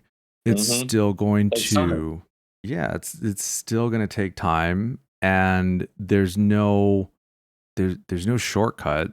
Everybody sucked at the beginning. Some people, everybody sucks at the beginning, and it's just about how you deal with the suck. How do you deal with the suck? You got to make it fun. You can't like make it such a chore. If you're like constantly losing and stuff, I know people. All right, there's another student I had. So like I play him, right?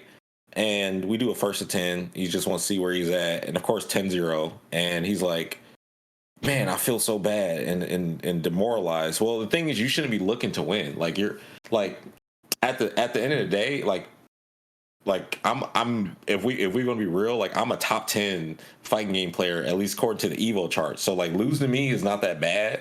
And I have way too much experience. Like I've been playing fighting games since I was 3 or 4 years old, starting with Street Fighter 2. Yeah, so whoa. Yeah, that's like my entire life. So it's not that bad. And he's playing good. It's just that I'm so experienced that it's hard to even see where he was improved, or he improved at. But I can see it from me to him, but him to he's just like, what? This is like a mountain. And the thing is, you gotta just have fun with the whole process of in different stages. Like when you start a game or something, and you start off like level 1, and you might have just like a wooden sword, and you get to level 5. Now you finally got like your real sword and stuff. It's like that. You can't think you about to get to a certain, and I know he wasn't thinking like that, but it's still like he's thinking, I've been practicing so much, I thought I would be at a higher level, because like it's so much more than just knowing the game. It's like I said, that psychology and about behind thinking of what to do about the situations and stuff, and then doing that at a very high pace, because you can know it, but if you're not able to actually play at that pace, you'll be overwhelmed even though you know what's going on. And then on top of that, like as we were talking about how Street Fighter 6 is physically demanding, like with just how you have to constantly pay attention and stuff, the mental stack is so strong. People are going to get exhausted playing, where they just start getting hit by shit and getting caught off guard. And it comes down to who can maintain their stamina and their attention span long enough to not get blown up. Yeah, I'd seen other people on Twitter, just talk about how Street Fighter 6 was more physically and mentally exhausting than any other fighting, or any other Street Fighter, or any other fighting game. And yesterday was the first time that I experienced it. And it's a new sensation for sure, because it is noticeably more taxing mentally and physically. Why do you think that is? Because you have to look out for something that's going to happen on time. You have to look out for like, Street DI Fighter all the 6, time. Yeah, and 4 and stuff, like when I got in Street Fighter, the biggest thing that irritated me was DPs, because like they were just invincible without. I mean, I never wanted them to have resources that need invincibility. It's just that there was always a chance of this dude could just throw out this fucking invincible ass move and destroy my neutral. And there were. Oh God. Did they get him again?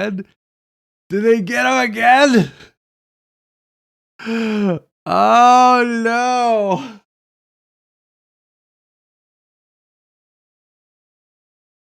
Is it me? Oh, there he is. Oh, I'm back. Oh, he's back. Okay, Back. cool. Damn. Okay. Said the You were Matrix got me again. you were talking about DP's Yeah. invincible So DPs. like, so I was irritated for a while that the Dragon Punch was, they could just throw it out in neutral and totally disrupt neutral, and it was hard to like create a game plan. But then I got used to standing at the right range to where DP is not going to hit you if they do it, and then poking from that range safely, and then also just getting used to baiting it out and then punishing people. It became like more risky over time to even throw out a Dragon Punch, because it seems like they just kept making more and more changes to challenge it. Because I don't know, but to me, it seemed like it didn't have a lot of block stun when you would block it back in the day. Like as soon as you blocked the DP, you had to be quick to try to punish it, or you get blown up. But now it's like there's a lot more time for you to wait to see, oh, I blocked it, now punish it. But it's the same type of thing. So the same level of pay attention that I had for not getting by short Shoryuken and neutral is the same for drive impact. That's how I look at it. And also, I don't know why people are acting like this is the first rodeo. They were acting the same way about the focus attack, the exact same way. People were running up to people, level 2 charging people, and hitting them with the same thing. And then you could cancel that. You could dash cancel that. Remember, you like psych, and then I think focus was way more annoying than it was. DI. And then you could DP, FADC, plus on block. What? Yeah. The same thing I was just talking about is basically the super level of that strategy, where you got Sagat doing fucking car DP from across the screen. Into FADC into another. Yeah. Yeah. Oh my god, I do And then not build meter miss with that. tighter knee strings. Yeah, I do That armor not. broke, so you couldn't. He could do focus attack versus you, but you couldn't do it versus him. I do not miss that game at all. Yeah, so like Drive Impact, and that's the thing, you couldn't focus somebody's focus like that because they Yes, could. that's what makes it okay. Yeah, Yeah, I do think that there's very rarely a moment in the game where where either you have to be thinking about their DI, or you have to be thinking about doing DI to them, yeah. with the exception of like And you got to manage round your one fight. meter. Like, here are the things you got to think about: DI, managing your drive gauge meter, not blocking stuff. So which is a part of managing your drive gauge Not meter. blocking stuff. Yeah, you don't want to be there. Like this is straight up some Karate Kid shit. No, yeah. be there. You do not want to block anything. That don't mean don't block and press buttons. It Right. means you don't want to have to block because they start chipping away at your drive gauge. Dude, you block Feng Shui engine Jiri, she can get rid of your drive gauge with Feng Shui engine. Yeah. I hadn't really thought about the blocking part aside from, when I'm in the corner. But you're And right. even mid sprint, you can't just be sitting there blocking like heavy button into something. You lose so much drive gauge. You got to think about how much drive gauge you need just to do combos, just to dash, just to parry, to drive impact 2, drive reversal. You need all those resources. So people were like, yeah, man, I'm going to do all my big combos, spitting on my meter at the beginning of the match. Wait till people get optimized. And then you ain't going to be doing that shit no more. You're going to be spending maybe 3 bars to get the corner position and then, play off that. But I even feel uncomfortable doing that. I'd rather just do a combo, get your ass to the corner, and then we just play. And I have my full resource of bar, and you can try to do whatever you want, and I'm going to counter it. What do you think about the idea? I feel like this is kind of what some of the Japanese players are doing, where they don't care about being in burnout and they'll spend their bar as early and as much as possible, and they don't even care early on. Yeah. Well, they're only playing with Luke Ryu, but then again, I haven't seen much of their gameplay footage in the beta. I don't know, man. Like, unless they have like a sure way where okay, they burn out, they do 50%, and they have the full screen behind them, they can walk back and not have to worry about, and they can still like play a strong ground game and challenge them. But you gotta be careful, because Kimberly fucking teleports in or dashes in, or there's so many ways to just get in for some characters to where you got to be careful. So like, once I get cracked or optimized, then I can see how that strategy is with burning out fully. But I don't feel comfortable with that just because like you can get side switched and hit with a drive impact in the corner or something. Even though I think an early drive impact when you're burnt out in the corner is not bad because you get your full meter back and you're back, you're kind of back in there. But when you're in the corner and go down really bad, you know what I'm saying? Throw loops, everyone has a throw loop. And just I don't know, I don't like put my back in the corner, and I don't like being without resources. Yeah. That's the way I'm thinking about it too. I just need more time with the game flow with that, because every character might not be able to utilize that strategy as effectively. The idea of burning all your resources Right. early and then Right. Yeah, that makes sense because Like, think about it. Freaking Kimberly can basically do drive rush, the 3-bar drive rush, where you cancel, but for 2 bars because she can do heavy into dash cancel on her actual EX command dash, run dash, or whatever it is. And it's +2 on block. So she can do heavy and then EX dash cancel, and she's plus. the like Stand Fierce EX run. Yes, EX run. It's advantage on block. But then she does the like the backflip, right? And then You can cancel out of that. so if you cancel it, you can still be plus. Yeah. I watched Oh. Valmaster do it in Huh. tournaments, so I was like, Huh. yeah. Wow, that's And pretty I cheap. posted my newsletter too. Like that's actually I haven't posted that yet. I didn't post a Kimberly Tech one yet, but yeah, when I post a Kimberly one, yeah, it's in there. It's dude, she's strong. That's why I think she's ridiculous. People are like, well, no, I don't. Well, Valmaster was like, well, I don't think she's that strong. A lot of the top players. First off, who are the top players of Street Fighter Six? Exactly, nobody. So everybody who was quote unquote a top player in 5 or whatever, look, man, the character has a button into plus frames, and she doesn't have to spin as meters as anybody else. Sorry, but she has that tool, and then every other tool she's got. She has the best stand medium kick in the game. I don't think any other character can do stand medium kick, drive rush cancel. So you can basically walk around and fish with a button that Cammy has universally, or Guy has a lot of range and stuff, and then just, all right, cool, I'm gonna come in and do something with that. And then her bomb can't, but the palm that she's got, of course you gotta like build it up or whatever, or Yeah, you have to stock it what I'm first. looking for. You gotta stock it. But in the corner when she's doing all her shit, yeah, you can drive reversal to avoid like the whole thing, because the drive reversal gives you enough invincibility to where the bomb detonating doesn't matter. That's exactly what I in the replay I showed earlier. That's exactly what I did.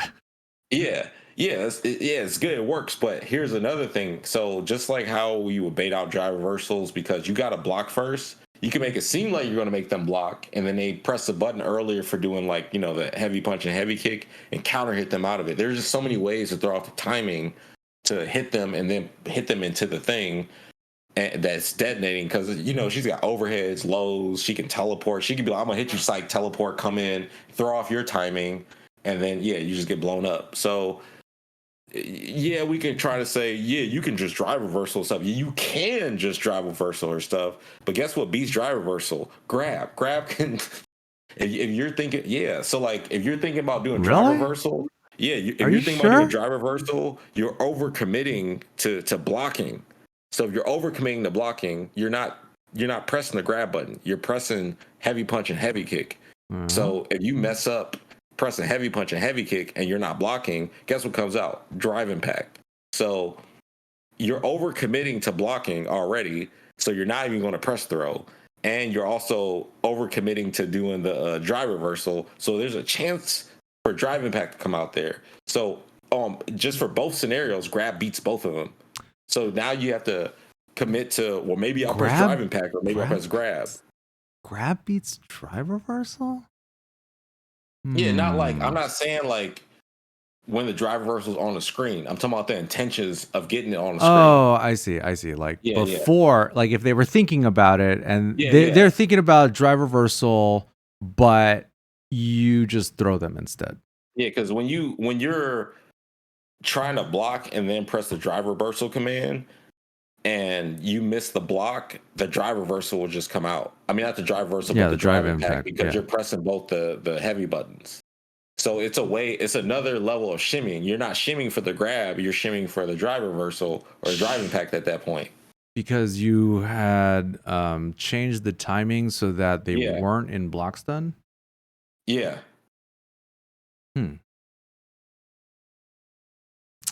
That's pretty good. Huh.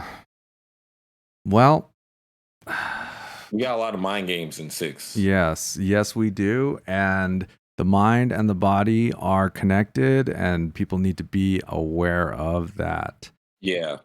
Because you gotta be well rested. Especially playing Street Fighter 6, you cannot be tired playing that game.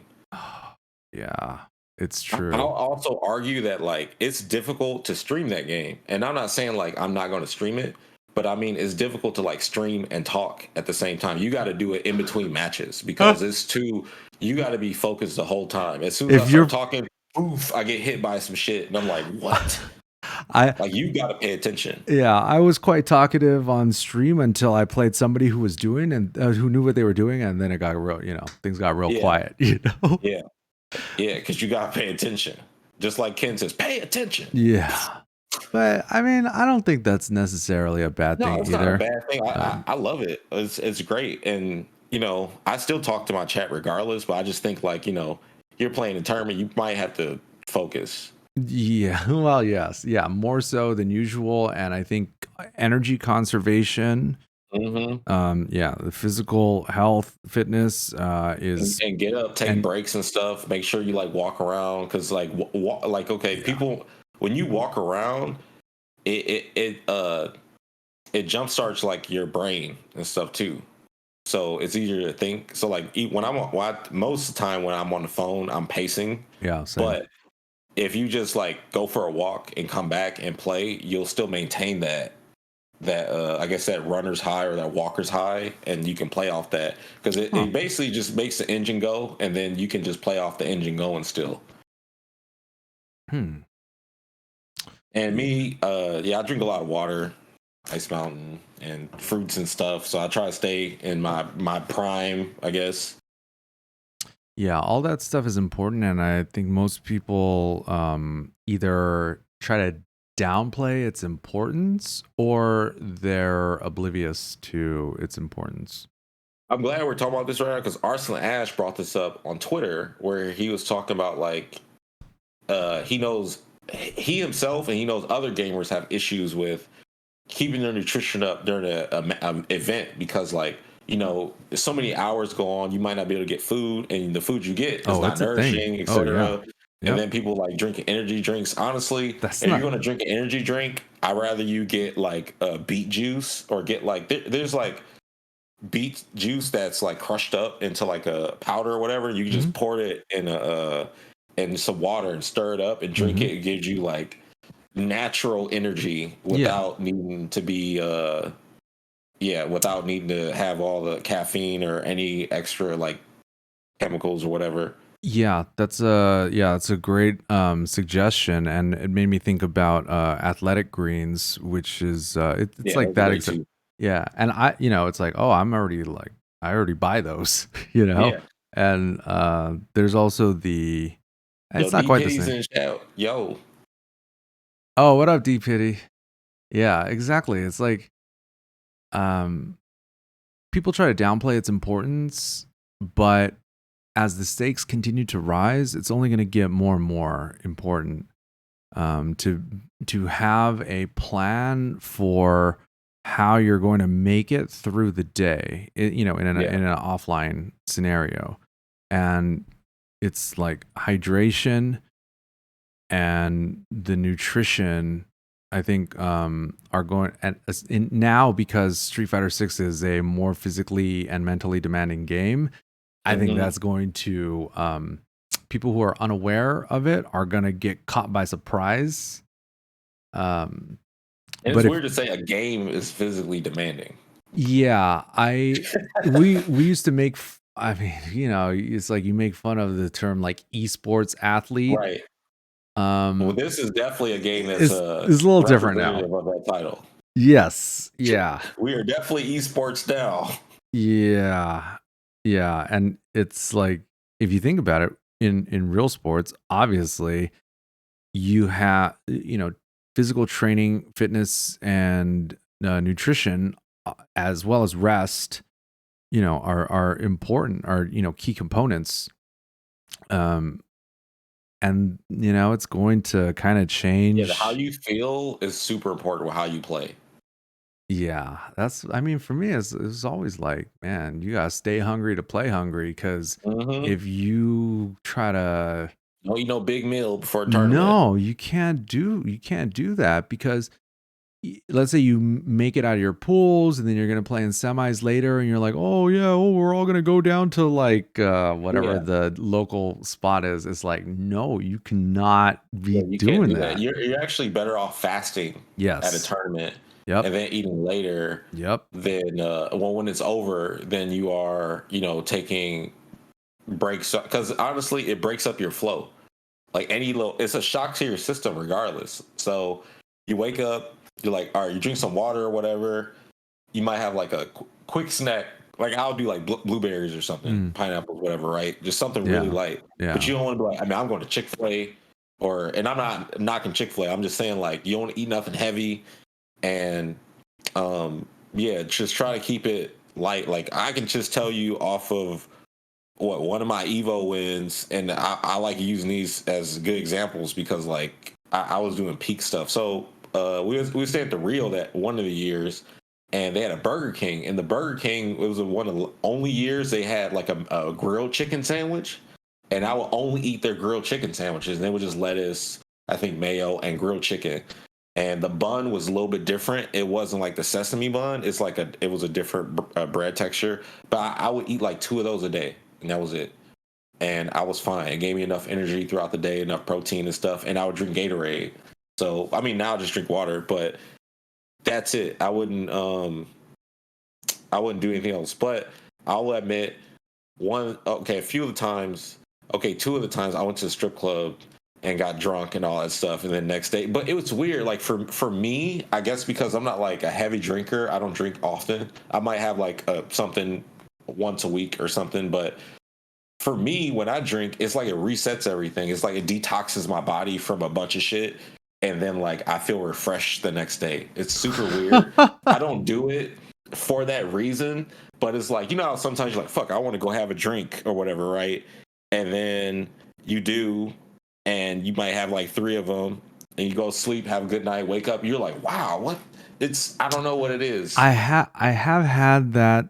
I've definitely had enough drinking nights to have had the waking up refreshed sensation, but it's definitely not something that I would count on. There was, Oh yeah. Oh no. I don't. The only time I like do anything like that is when I'm done playing or something, like because I had Yeah. qualified for top 8 or something, and then I was like, all right, cool. I'll just like, go hang out tonight because I have it was like Friday qualified for top 8. Saturday I really have anything that was important to play. I had to play Marvel and like Tekken, I think, and then like Sunday happened. But it's like Saturday or Friday night I'm just hang out, and then Saturday, just go to the event. So you have to do things with the right timing. Don't be reckless about it. Be like, oh, I gotta play top 8 tomorrow. Let me go freaking drink or whatever. Nah. So you have to do things with management, pretty much. yeah, it's like you have to plan for success, and part of that is going to be to manage yourself and your energy, as well as the Mhm. way that you kind of are dealing with other people. Like for example, if people want to go to they're gonna go get Chick-fil-A, and you're like, I can't, Yeah. I'll catch up with you guys later. Yeah, you can't go with the crowd. You can't be influenced. You got to be 100% like stick to your game plan. Yeah. And then, when it's done, then hopefully it's a celebration. Yeah, exactly. Yeah. But it's so easy to get distracted with, like with offline events and stuff. Because Yeah, because we be sitting at home playing so much, and then sometimes we just want to be out and hang out and have fun. And we see people we see, and we're like, man, let's hang out. And you got to like fight against that urge, yep. or make time for it. Yeah.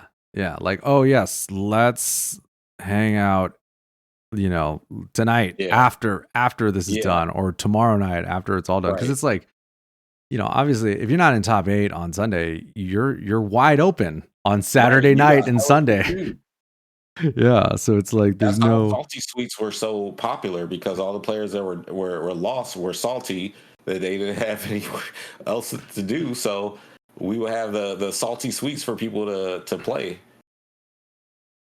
It was born out of Salt. salt. That's funny. Oh, what up? Oh, we got Shiggle BMX in there. What up? And let's see.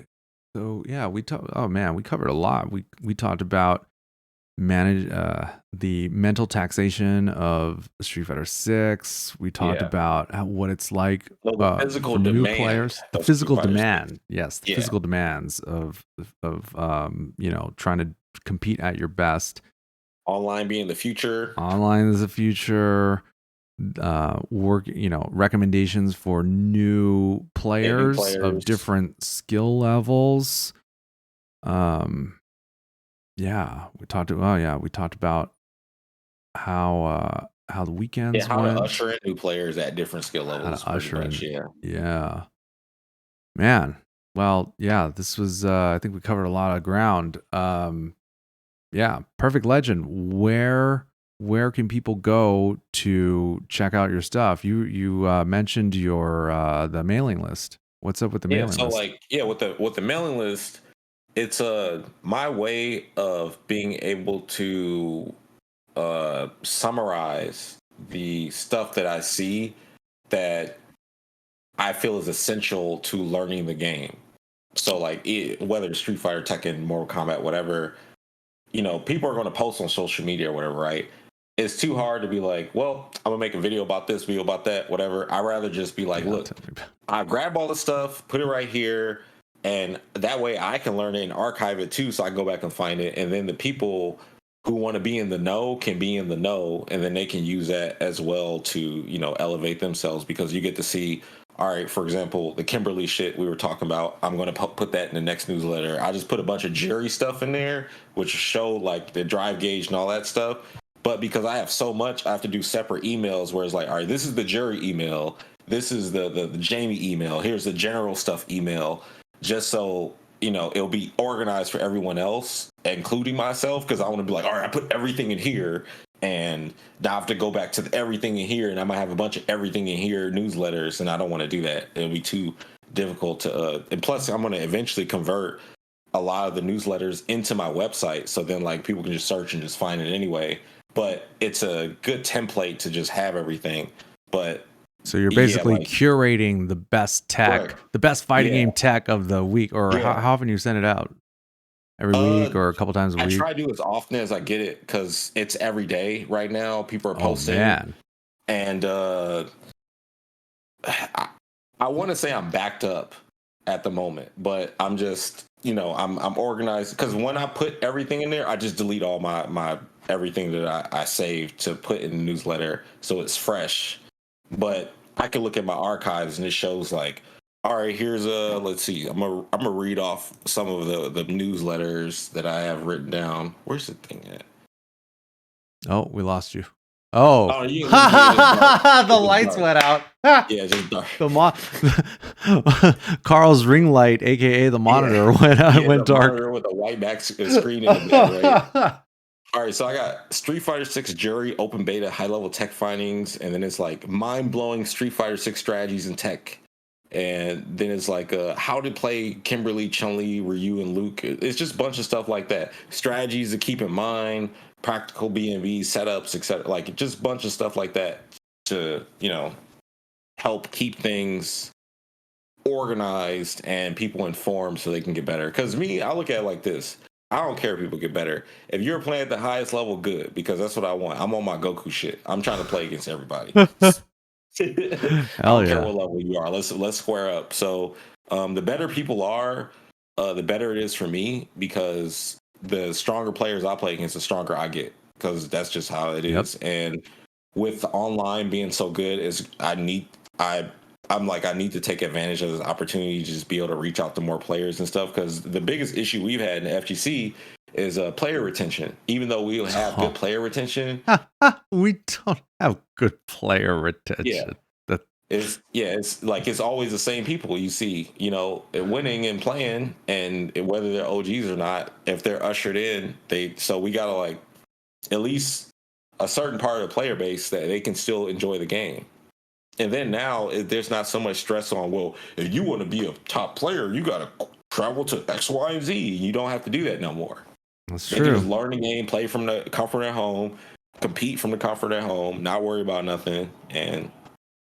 But we still can have our events and stuff and go to. They're not. I don't think offline events are ever going to be totally ruled out, because nothing can really replace the in-person experience. But the in-person experience is very costly. So I think the FGC should scale back a little bit just to save everybody money, and also make the majors matter more. Because remember, there was a major damn near every month or every 2 weeks or something at one point, and it was like, how you calling this a major and that a major and that a major? Well, I gotta go to everything. And then people be like, why don't you be at every tournament? What do you mean? There are too often. Like 6 months time to FGC is 10 years. They be acting like so much time has passed. Like, dude, just because you got this frequent instant gratification ass event don't mean I gotta be at all of them. Chill. Dang, let me be the Undertaker, show up at WrestleMania, and that's it. That's how I look at it. Yeah, it's true. I mean, the only people that really think that you can go to everything are the people who never go to anything and they're just at Yeah. home, you know? Yeah. Because, you know, the people They think it's who a would show. travel. They probably think all of us get flown out for free just to show up like WWE or something or whatever. And it's not like that. We really What? just be mobbing. But there's like a team Yeah. esports team name Yeah, in front of There's your all these handle. Titantrons out here and all these stages and stuff. You sure? Nah, man, it's just them with their budgets setting up the stage. Yeah, that's true. Oh man. Well, yeah, it's going to be an interesting year. And Oh wait, hold on. One more thing. You know what else is going to be dope? There are going to be tournaments where we just travel to an area and sit in an Airbnb. yes, that's what And playing yes. tournaments. 'Cause Yes, another the thing is, like, hybrid Yeah. regional. 'cause I want to play on my own setup. I want to play on my 390 hertz Yes. monitor, my PC, Yes. and you can play on whatever Mhm. freaking toaster strudel thing you want to play on, and we'll see who the best is. You want to see you can beat me on your mouse on a wheel? Okay. Yeah, have at it. Good luck. Yeah. Good luck. Yeah. While I'm reacting to Drive Impact. Yeah, after going to NorCal for the second beta around the Yeah. holidays, dude, Yeah. that was, It looked like it was fun. bro, that was when the light came on in my head because we tested everything because I wanted to see if when you were playing on the same network, if there was any lag, you know, if the packets actually had to like go out onto the internet and then come back, and they don't. And that was when we knew, because it was like such a better experience to just stay in the house with the boys and not, because it felt like a major. Like Yeah. we played all day. Yeah. We had to wake up early for brackets because there was like, you know, the different tournaments going on. It's dope because you can hang out with your boys the whole time. But y'all can have the camaraderie to like keep people mentally in Yes. check and stuff, and be like, hey, no, you got this. dude, all it that. was so much You fun. gotta worry about the crowd being weird and randoms coming up, Yeah. doing random stuff. Dude, it was all of the good stuff with That makes clubs none. and clans and all that stuff even more prominent, because you can have like your team Yes. B&B or whatever, and just dude. Yeah. This is a whole. See, you know, we need to thank Liu Kang for resetting the timeline for the Liu era that he's ushering in, because without this, we wouldn't have solid fighting games again. We would have this crazy, ridiculous new infrastructure. Thank That's you, true. Liu Kang. Thank you, Liu Kang, Fire God, Liu Kang. for hitting that reset button on the timeline. I guess, you know, things were getting a little too wacky before. Yeah. But it is, you know, the only thing was, you know, obviously there's no stage, you know, if you make it to the end or anything. But other than, you know, there's no cheering crowd if you win.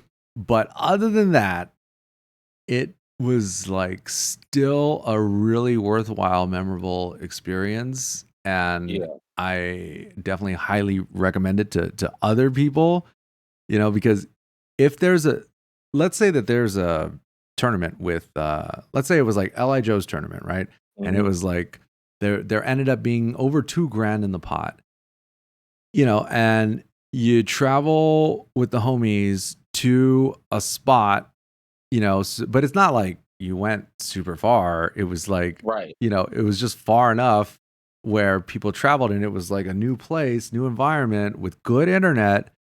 And it's like, you could definitely have these sort of like satellite locations, with, you know, people, you know, just with people playing, ultimately, you know, doing a combination of in person and online.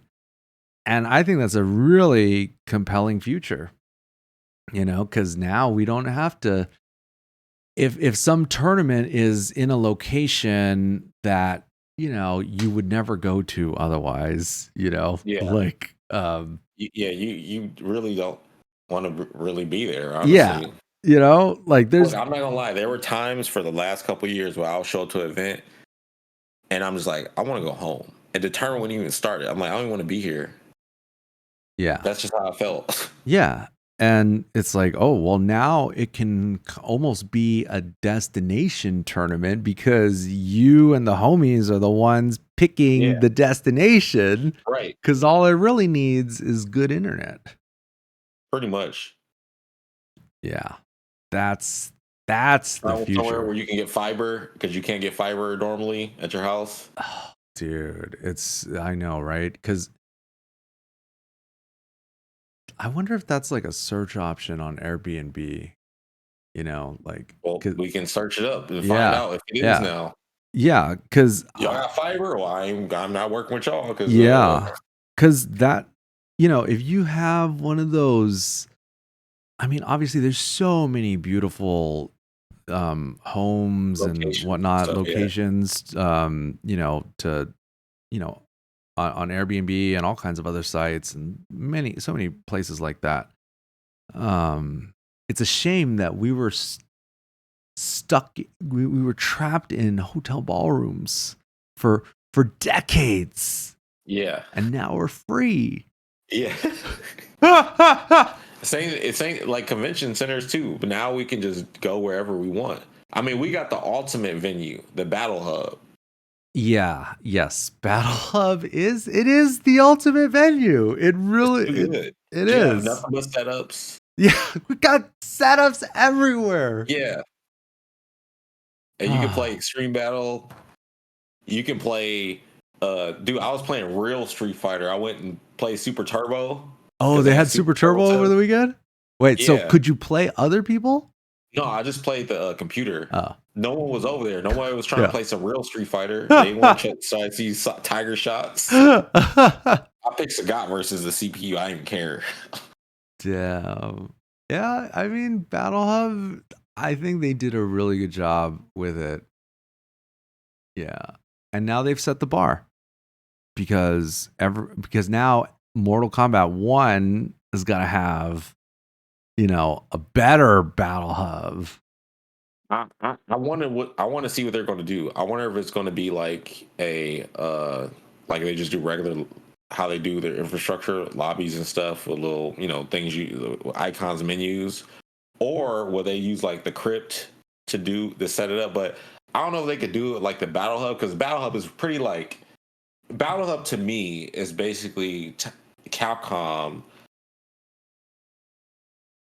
kind of breaking the fourth wall and having setups for us tournament because of course like the world tour and stuff would just be like the lore of Capcom or Street Fighter in that actual world, and the Battle Hub comes into our world with how things are set up. That's how I look at it because like the lore of Street Fighter kind of doesn't I mean, yeah, it's a Street Fighter game, but I'm saying like we're not in the world of Street Fighter in the Battle Hub. We're in the fighting game arcade, basically, in the Battle Hub. That's how I feel about it. It is pretty meta when you put it that way. Yeah. Yeah, actually, well. And I don't see that in Mortal Kombat. I don't think Mortal Kombat is going to have a fourth wall breaking type of thing like that, where they have like a center where we go and have majors and stuff. I know they had a stage. They had two stages actually in MK11, the retro arcade, and there was a stage for major tournaments to use to where like if they had Evo, they would change the background. There'll be Evo's logo and graphics and stuff for like Evo 20 or 19 or whatever they did. But that was the closest thing to that. I don't know if they would do that for like a crypt. Like, are we going to be running around Shang Tsung's island and setting up matches? And how would you set up matches? Just go up and talk to somebody and be like, I challenge you to more. Actually, that could work. That could work. I challenge you to Mortal Kombat. And then there's no setup there. You just freaking walk up to somebody and challenge them to Mortal Kombat. Yeah. Yeah. Yeah, it seems like it could seems like it could work.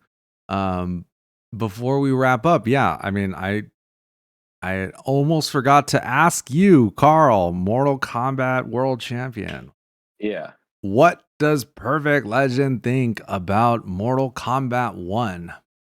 Oh, from what I know, um, it's going to be like Marvel vs. Capcom 1, where you get to choose your main character and then you choose an assist.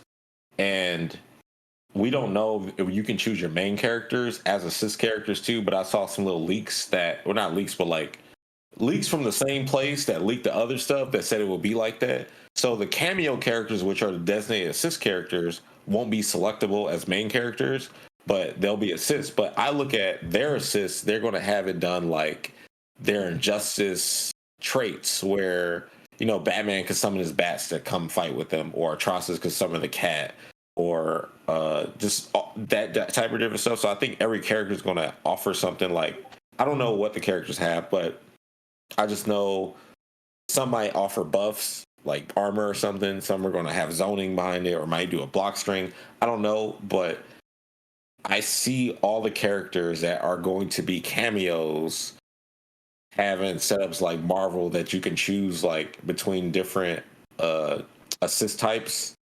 And of course, the assists are going to be important for making the characters strong, and then each character is going to have probably different synergy for being strong too. So you got to think about that. So at first, I didn't want a Mortal Kombat game with a team format or a tag format or even assists, but I am more open to the assist thing or assist only, because assists are just essentially extra special move. That's it. And of course, that's cooldown and stuff. So as an extra strategy, and I can see Mortal Kombat being really cool about this, because in MK, the big theme is getting killed, dying, etc. Right? I see the assists can potentially just get killed totally in the match for the whole match. So say we both start with assist, and my assist gets happy birthday and dies, and they're dead for the rest of the match, even the second round. I'm just assuming, I'm like, or speculating, whatever they do that, I think it will be cool, because then managing your assists would matter even more, because it's not just, oh, they get hit off the screen and it's cooldown. No, they can actually die. Because even though it's not tag, it's like, all right, well, you got the assist there. How will you make the assist be any more unique than another game's? And also in the trailer, it showed Shang Tsung just killing everybody besides Liu Kang. So I was like, is that showing that he was fighting their teams and killing their teams off? Because he was killing Kitana, Melina, Sub-Zero, and Scorpion. So did he fight both of their teams, or both of the characters in there are cameo characters? And he killed all of them too. So I was like, can you fatality the assist? And they probably have that set up too, just because it's Mortal Kombat. So there's like a bunch of different dynamics that they can go with here, because it's Mortal Kombat, and the creativity that goes with that. So I'm looking forward to that. I want to see what other things that they got, because the trailer didn't give us a whole lot other than, hey, we're rebooting the story or redoing the story, or it's a continuation just through Liu Kang's eyes or whatever. And then the DLC that I saw that was leaked also gives another look into how they're going to do stuff, because the characters I saw outside like the obvious like Peacemaker, Homelander, Omni-Man, they also had like Takeda, Quan Chi, Ermac. I forget who else, but in terms of cameo, they had Johnny Cage, Chameleon, Movado, and some other characters. And Amazon posted this, so like this ain't me saying shit. I mean, I wouldn't mind they just come out and debunk them, just so we know we get the actual like DLCs we don't know about. That'd be cool, because it's always good to have the element of surprise. But I think like each character is just going to have their own set of assists, and you can determine which assists are better suited for different characters. But after that, I don't know how the game is going to be. As like, I don't know if they're going to let us play fundamentally in the sense, hey, you whiff, I whiff punish you, big damage, or you jump, I can challenge everything. Because for the past couple of years, man, we've been playing in lag, and MK11 had 4.4 frames of input delay on top of the controllers and stuff. So the game didn't feel the way it should be feeling, and MKX was actually worse. It actually had let me make sure that my numbers is right, but it had I think 6 frames of input delay. It might be less than that. Let me see, because I had just looked at it.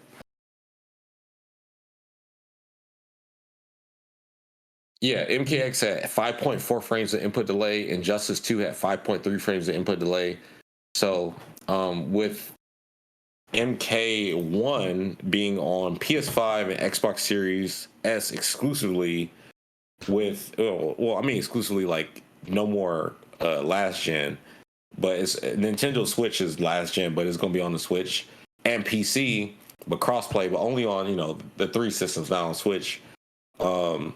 I'm hoping they add an input delay reduction mode, or honestly, there shouldn't even be an input delay reduction mode. It should be in there by default on. You know what I'm saying? It shouldn't be an option. Yeah. It should be on by default. I shouldn't have to be like, well, let me turn this on. So I want them to have that in the crossplay. They already announced that they'll have crossplay, but it's not going to be at launch. It's going to be later. But they said that for 11, and they never finished implementing it, even though you can play PS4 to Xbox, but it's only in rooms. You can't play in ranked. I want them to have it for us in ranked. And then on top of that, they have they didn't let you decline Wi-Fi. I want that too. It's very important. Because before I really care too much about the mechanics, I need to know that the game's going to be playable. Because, dude, when I try playing K11 on PC, I can't find anybody to play, and on PS4 it's unplayable because the netcode's so bad. Like, I was playing against somebody from Arizona, it's 134 ping. I'm in America, dude. That's a Europe connection. It doesn't make any sense. So I just want them to increase the stability and let me rock with crossplay and allow me to check and challenge stuff like every other game. I know people who played Mortal Kombat level with me where you can barely challenge people out the air because it's just weird about hitboxes and input delay and stuff. And they play me in 6 and they can't do shit and get challenged on every point of the match. They have to be mindfuck. What is the difference here? The difference is input delay reduction mode. I'm playing on PC and the game is actually really solid. Yeah. So there's a lot of different factors, but they're pretty important factors. So I just want, I want Mortal Kombat to be there too. I don't doubt that they're going to sell 100 trillion billion gazillion copies, but for the players who've been here for a grip, and I think based on the enthusiasm I've seen from the team, because a lot of the team are players that were competitive players. There's Dragons there. 60-Bit's there, Saucy Jack's there. I think PPJ is still there. There's a lot of players that was came from those times. So if they're excited, maybe the game is good. But then they could just be excited because they work there and it's their job to be excited about it. These are all things I think about. I'm not trying to knock it. It's just it's real. Somebody is going to tell you if a drug dealer would be like, yeah, I got that good shit. Yeah. What drug dealer don't be saying that shit? You know what I'm saying? They all act like they got the best shit. So, but Mortal Kombat has historically been the best shit. At least numbers wise, we can't argue with it. It outsells Smash Brothers. How do you do that? You don't even have Mario. Damn. It outsells Smash. Lifetime outselling Smash? Yeah. That's a lot of normies. And you got to think all the stuff that Mortal Kombat fights against with gore and stuff being banned in different games.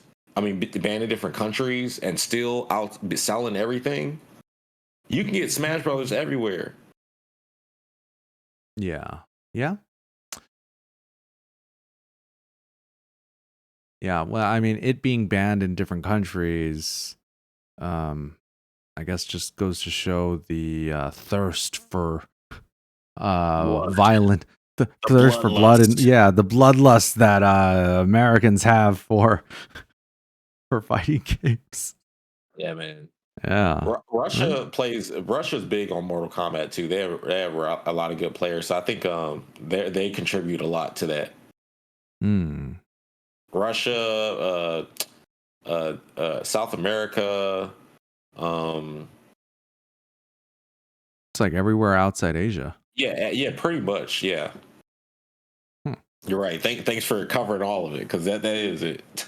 It is because Australia plays too. Yeah.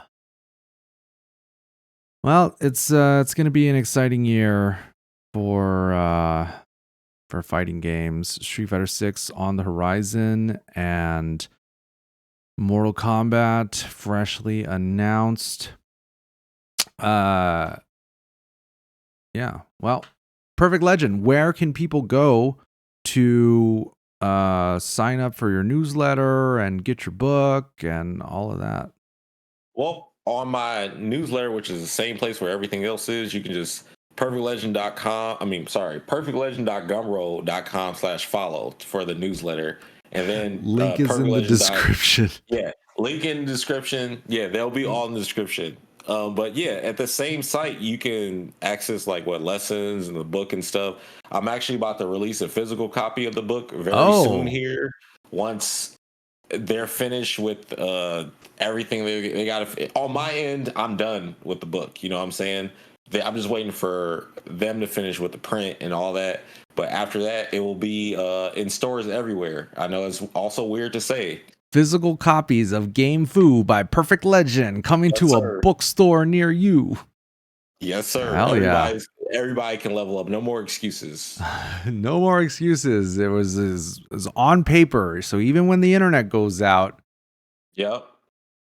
no excuses. You'll have the fundamentals and they'll be there forever. Nice. They try to get rid of the Bible, but it's here. Gonna take more than They that. won't get rid of Game Fu either. Hell yeah. All right, man. Well, hey, yeah, thanks for coming on here and for having catching me, us man. up. And yeah, thanks everybody for watching. Links in the description to everything that we talked about, including Carl's YouTube channel. And thanks to everybody for watching. Hit the like button, subscribe, but most importantly, share this with somebody who needs to hear it. Thanks for watching, guys. Later. Peace.